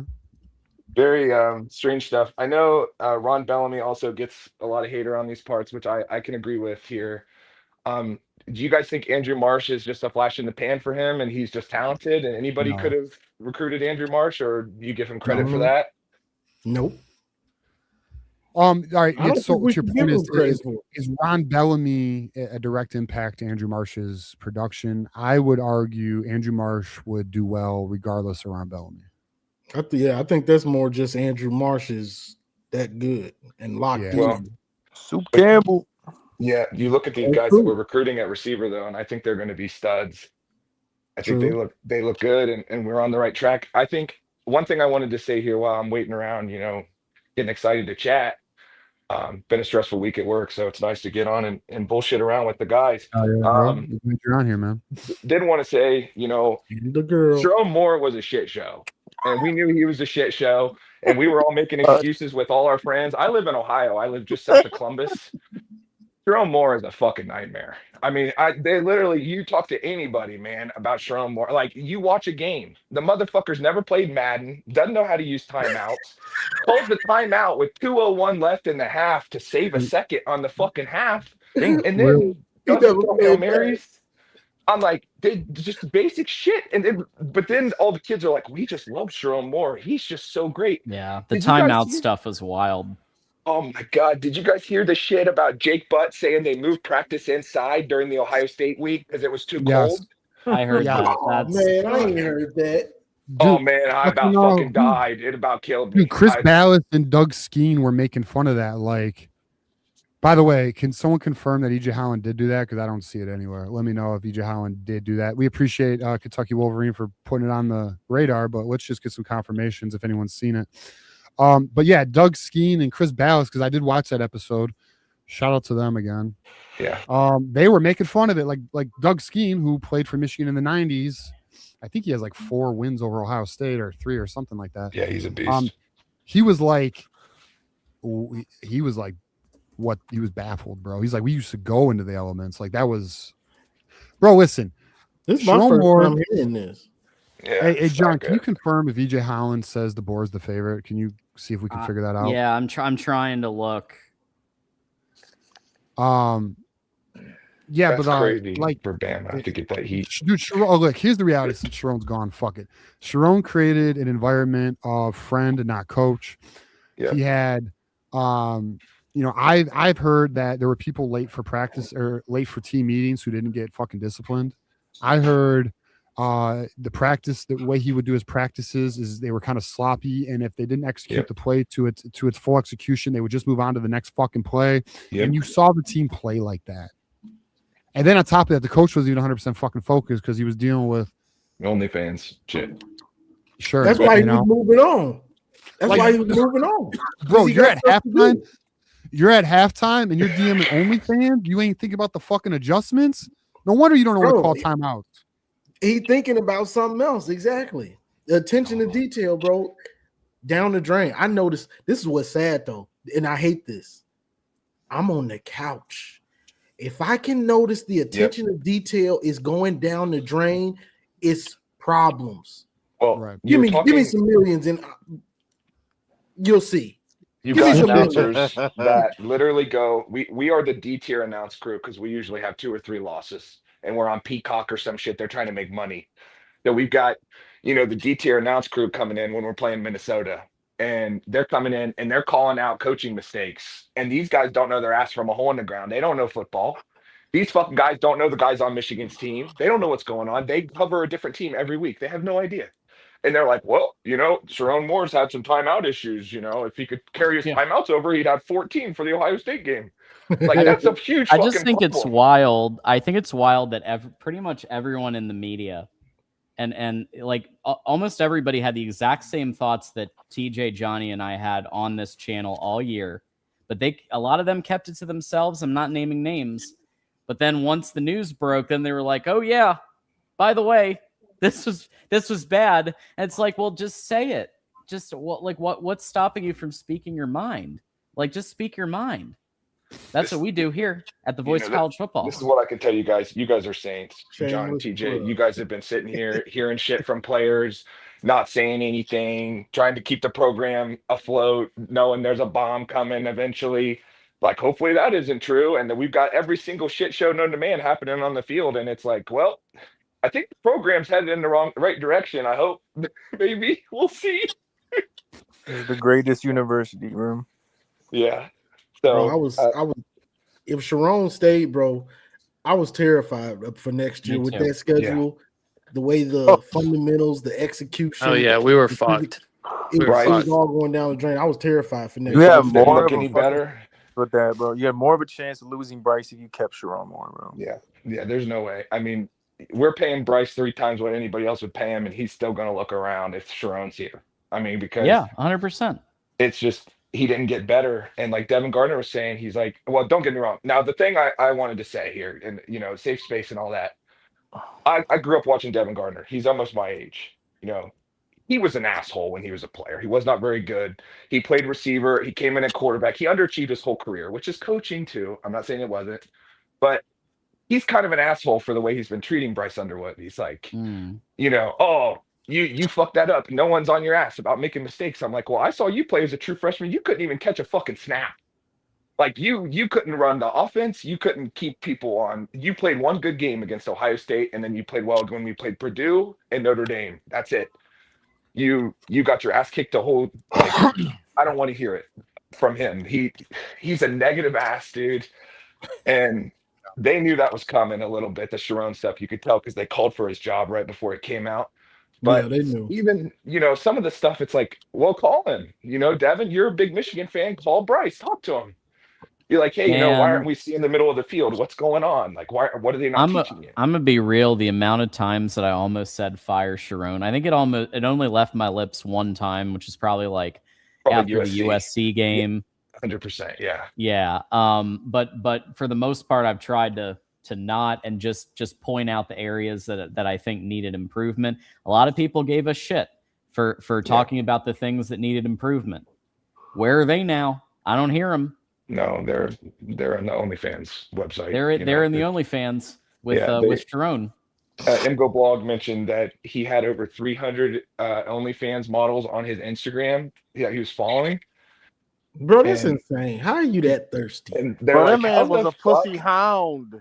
How you hear me? Is it possible that you're a head coach, regardless of what Garrison's dumbass says, of a top 10, college football franchise, and they're not doing background checks? You're currently fucking your assistant. When you get hired, and you are following every OnlyFans piece of trash on the internet. Look, hey, there could be some nice ladies. Look, here's a couple, 300 of them. Like if my wife thought I was doing 300 follows on Instagram, I would not be married. My wife would listen. Bro, does Sharon not understand he should make a burner? Right, a burner account. Exactly. Well, here's the thing. Here's where he went wrong. Is he went for the staffer. You don't do that. Like if you're gonna do that, you go Lane Kiffin and you just go to your yoga instructor and hit them up, and that's what you do. But they're not staff, right? So just avoid the paid staffers. He would have had his job. Never go full Bill Clinton. Ever. Attention to detail. Attention to detail. He didn't even have it in his side junk. Did you guys see the picture of him over where someone's like, "Oh, Sharon Moore's by my house," and he's like over by the dorms walking with her? Oh yeah, no, I saw that picture. Bro, he was worried about that. She's standing by him, at least for now. That shit was so funny, dude. Look, it's tough. It's tough, listen, and we don't know them. I mean, I don't want to speculate on that. It's possible they could have an open marriage. It's possible. Like anything's possible. Like we don't know. But the reason he got in trouble is because of the fact that he did it with a staffer. That staffer got a pretty significant raise. Yeah. So there's an abuse of power going on in that dynamic, and that's why he went down. I'm not the morality police. Okay. Yeah. I'm not saying I've never made any mistakes in my life. This is not among them, but I have made plenty. But one thing I would say is you're in a public position and people are looking up to you all over the country, and you're doing this over and over for 3 years. This is not like I slipped and fell in a hot staffer. This is a 3-year occurrence, like on top of other women, and there's a power dynamic issue. You're her boss. It's just creepy. It's and the more stuff that comes out about it, I can't wait till we get a new coach, because this will turn out like the sign stealing shit and it'll just fall into the background. It cannot happen fast enough because it's a black guy for the university, and all the stuff that we've had happening over the last 3 years. Like, it's bad when I have to message that piece of shit Michigan State guy and say, "Hey, you were right. Sorry." That Justin Spiro guy. I'm like, "Hey, sorry, I gave you shit." I was about to Real ask you annoying. which one, because there's a Hey, multitude of piece of shit Michigan listen, State guys. But listen, all You he's guys are right about this. He's been on this for a couple weeks, and I literally messaged. I said, "I'm waiting for this shoe to drop. None of the shoes ever drop." And then literally messaged him and said, "This shoe dropped. Sorry." He's like, what? Yeah. What do I say? Fair enough. All right, let's get some final thoughts here. I guess we'll get the first one from you, Ryan. Let's get a final thought here and what coach you want.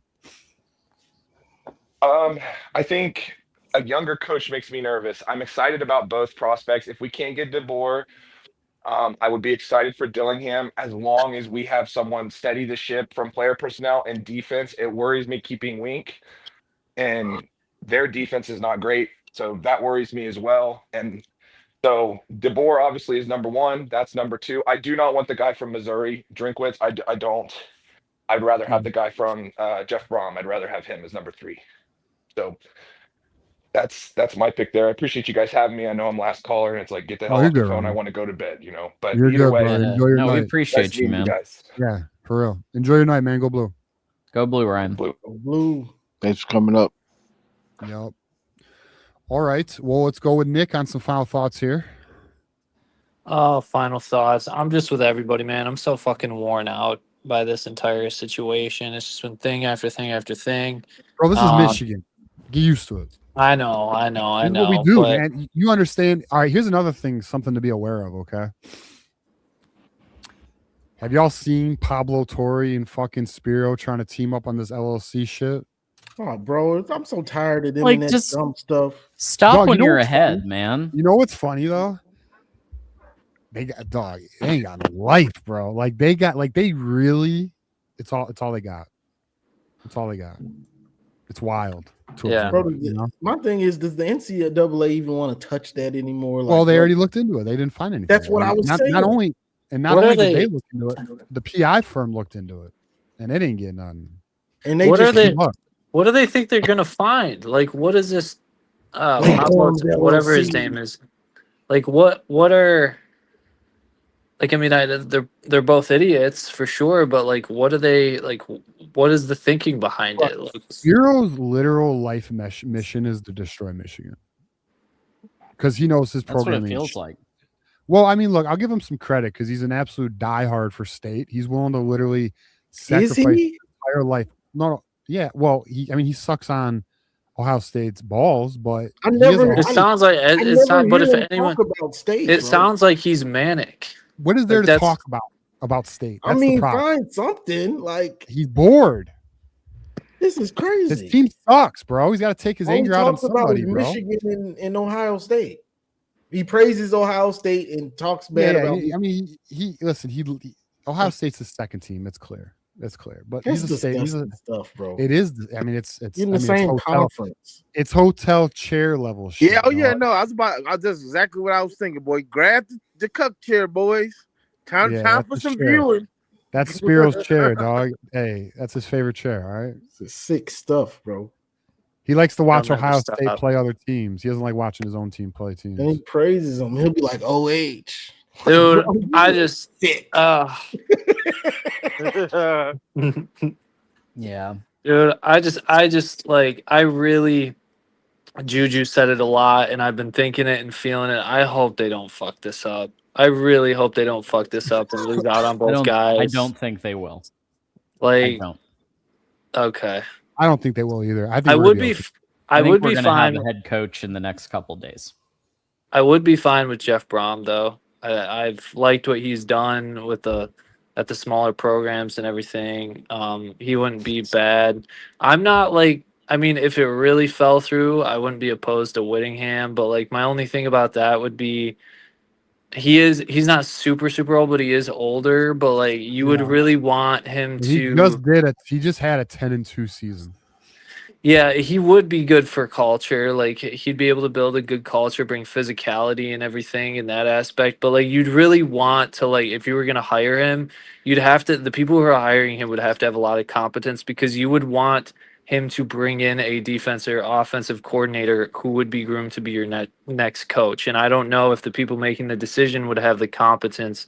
Now, if they brought him in, then maybe he could just make that decision and whatnot. And that would be an interesting proposition I'd be open to. But I would definitely rather have DeBoer. And like I said before, I'm probably around 65% of Dillingham. I think he'd bring a lot of stability to the university. I love his energy. I think he'd be great for the rivalry. And he seems like a guy who just doesn't put up with any bullshit. Whereas I don't mind DeBoer, but it seems like he tolerates a little bit more bullshit. So, but we'll see. We'll see. Yeah. Okay. West Qual, let's get your final decision for coach and final thoughts. Man, give me the young boy. Yeah.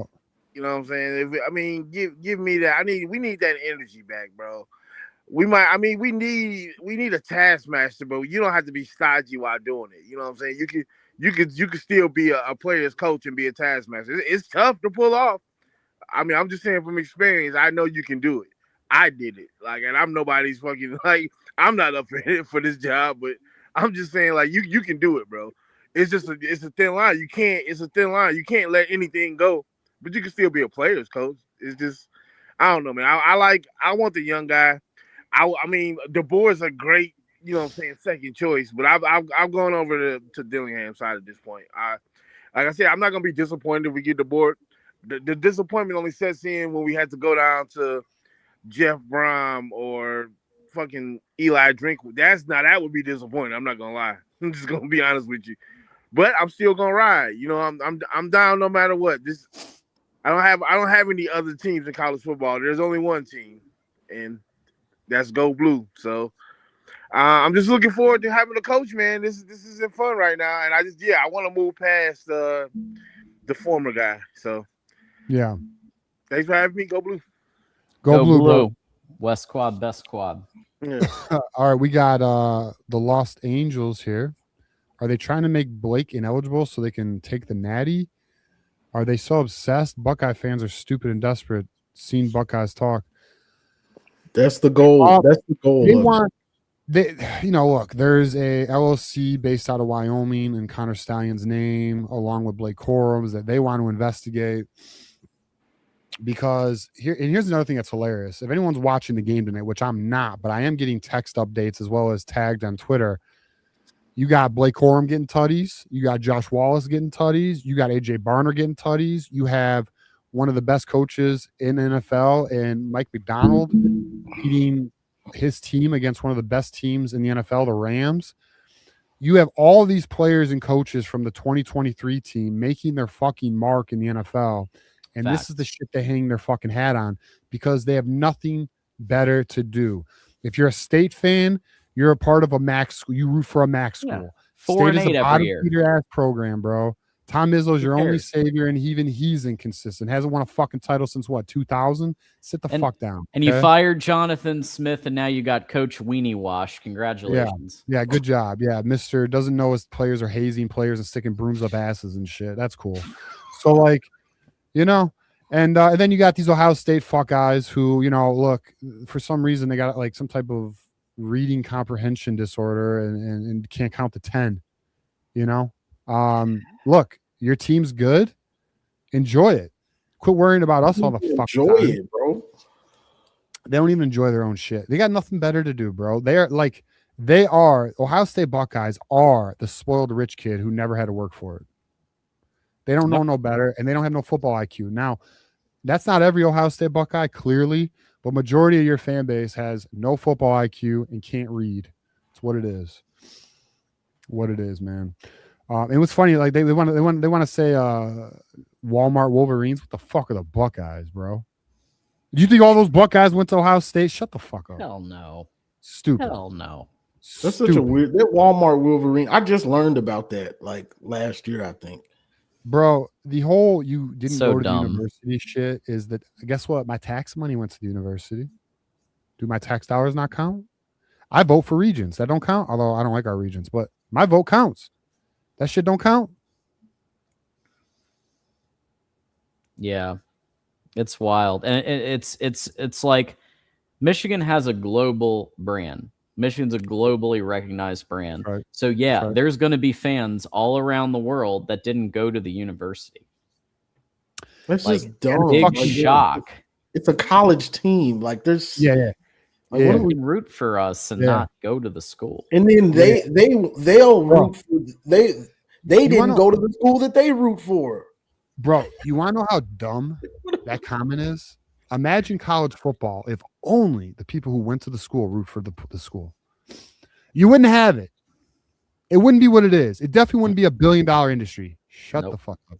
It just goes to show you the lack of IQ those fuck boys have. They're dumb, clowns, surface level fucking mouth breathers. Anyways, I did my rant. I'm good. John, do you want to give or Johnny or John, whoever wants to give a final thought in their preferred coach? Yeah. So my final thought is check us out tomorrow night for Michigan Postgame Live. So we're going to be doing a special for the first time in the history of this channel. We're going to have a postgame live show where Michigan isn't one of the teams.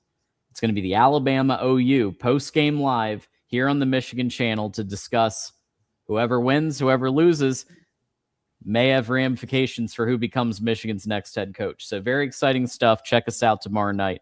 And both of y'all are welcome, obviously, to join me. I'm definitely going live after the game.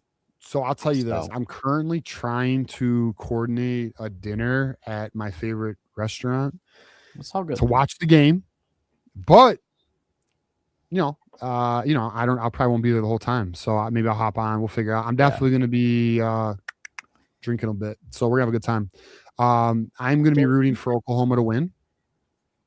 So that's my position. Johnny Olden, before I give my final thoughts, I guess you can give yours if you want. I'm just ready for this to be over with. I'm so tired of, because I drive around all day at work. So I watch YouTube all day, different podcasts, everything. This your own stuff, bro. I'm so tired of seeing it, bro. Relationship podcasts, race podcasts, gaming podcasts. I'm like, bro, I can't get away from this dude. Yeah. Like, this is unbelievable. So Crazy. I'm so ready for it to be done with. We get a new coach, start getting some stability back into the program, and start building that culture and everything today. Absolutely. So Agree, bro. It's time to get back to football. Although we've been saying that for like 3 years. Maybe this offseason's the one, Johnny. It might be the one. We'll see. Oh, snap. All Super I know is chats we could keep count rolling. on. I know. We'll get to it. All I know is we can count on Dusty May. All right. So we got Kentucky Wolverine in the house. Mike McDonald or Minter for head coach. Who would you take? I would take Mike McDonald. Yeah, he's been a head coach at least He's been in a head the NFL. coach, and he's just. I mean, listen. I think you win with both. By the way, I think both are winners. Yep. Johnny Olden, you got a preference? Mentor. Well, no. At this point, Mike McDonald, because he's showing that he can be a head coach. Right. He is. He's a winner in the NFL. We got double time entertainment. $20 hitter. If there it is. It would be awesome if the next head coach had Courtney Morgan as GM, and oh my God. That would be awesome. Here's a thought that I had when we were doing one of our shows, John. I just never said it out loud because I don't know why. You know how it happens. You get these thoughts, you never run with it. Yeah. Courtney Morgan is to the general manager role as Ben Herbert is to the strength and conditioning role. I believe that. Elite. They're that elite. I would classify them as elite at their roles. Yeah. Granted, Ben Herbert's the best in the business, but Morgan's top 5 GM in college football. So thank you for the super chat. We do appreciate it. Oh, there's another one. Also, why is the whole the Los Angeles $5 super chat? Why is the whole Stallions and Sharon thing such a big deal when it's individuals, not the program? We are a dumpster fire because of coaches. Well, that's what they're trying to see. Well, the thing is, though, a lot of the rivals wanted to think the Stallions thing was a team thing and not an individual or a lone wolf. Like they didn't want to hear that. Little do they know it was a lone wolf. Yeah. They still don't know that, though. And then regarding Sharon Moore, it's just because the problem is it's one of those things where it's like, you ever heard the phrase, the straw that broke the camel's back? Well, the trick to that phrase is, well, there's a million other straws underneath it, because Michigan's consistently getting these bad publicity hits. The Sharon thing it's magnified, it's multiplied, you know. And it went over the top with the going over her house and getting the butter knives and all that stuff. Like that took it, getting that took it to a whole nother level, bro. And then his ass is in a fucking courtroom in a box. Oh my God. This dude was just coaching my team. Hey, who saw that when we were doing previews for the 2025 season? I didn't see it coming. What a time. Boys, it is wild to be a Michigan fan. What a fucking ride, huh? What a ride. Yeah, the butter knife shit's funny. I'm going to be honest with you. There's been a lot of times I've been wanting to make some butter knife jokes, but I'm like, it's just too soon. Too soon, yeah. Give it a week. Yeah, like don't make me pull my butter knife, bitch. Don't make me pull the butter knife. All right, let's go. Let's chill out. Chill out. All right, let's we're gonna get out of here. So all right, so I guess Johnny, did you give your final thought on it? Who do you want as your head coach? Who's the head coach? Who do you want as the head coach though? Oh, I want Dilly. Okay, you're Dillingham. John, are you DeBoer or Dillingham? I'm DeBoer, but I mean, if he passes, Dillingham's totally fine with Dillingham. Fair enough, man. All right, so my final thoughts are this: it's Thursday. Tomorrow we're gonna learn a lot more. This weekend we should learn even more. We should have a head coach I'd say within the next before Christmas. Yeah, before Christmas, I would anticipate a new head coach and a new president. So be on the lookout for that. They already know who they want for that. And my choice is DeBoer, but I would love either one. I don't care. I'm celebrating for Dillingham or DeBoer, and let's hope it's one of them. I don't even want to talk about Whittingham or Drinkowitz or fucking. It's still like such a deep drop, I feel like. Yep. And I'm probably taking 2 weeks off, John. So I'm just kidding. Maybe. I don't know. We'll figure it out. Hopefully it doesn't happen. But anyways, that's where we are. So appreciate everyone for rocking with us tonight. We've gone 3.5 hours. We did some overtime tonight, but thank you guys. You guys really came through. John, thanks for joining me and Johnny. We appreciate that. That was nice to have you on, man. Yeah. And Johnny, as you know, bro, it's always a pleasure to be co-hosting with you on this show. And again, man, any new viewers, please subscribe to the channel. Welcome to the community. We appreciate it. Anyone who gave us a super chat, we do have another one. Wanted her to watch hours. Dr. Feg wanted her to watch hours of butter knife attempt.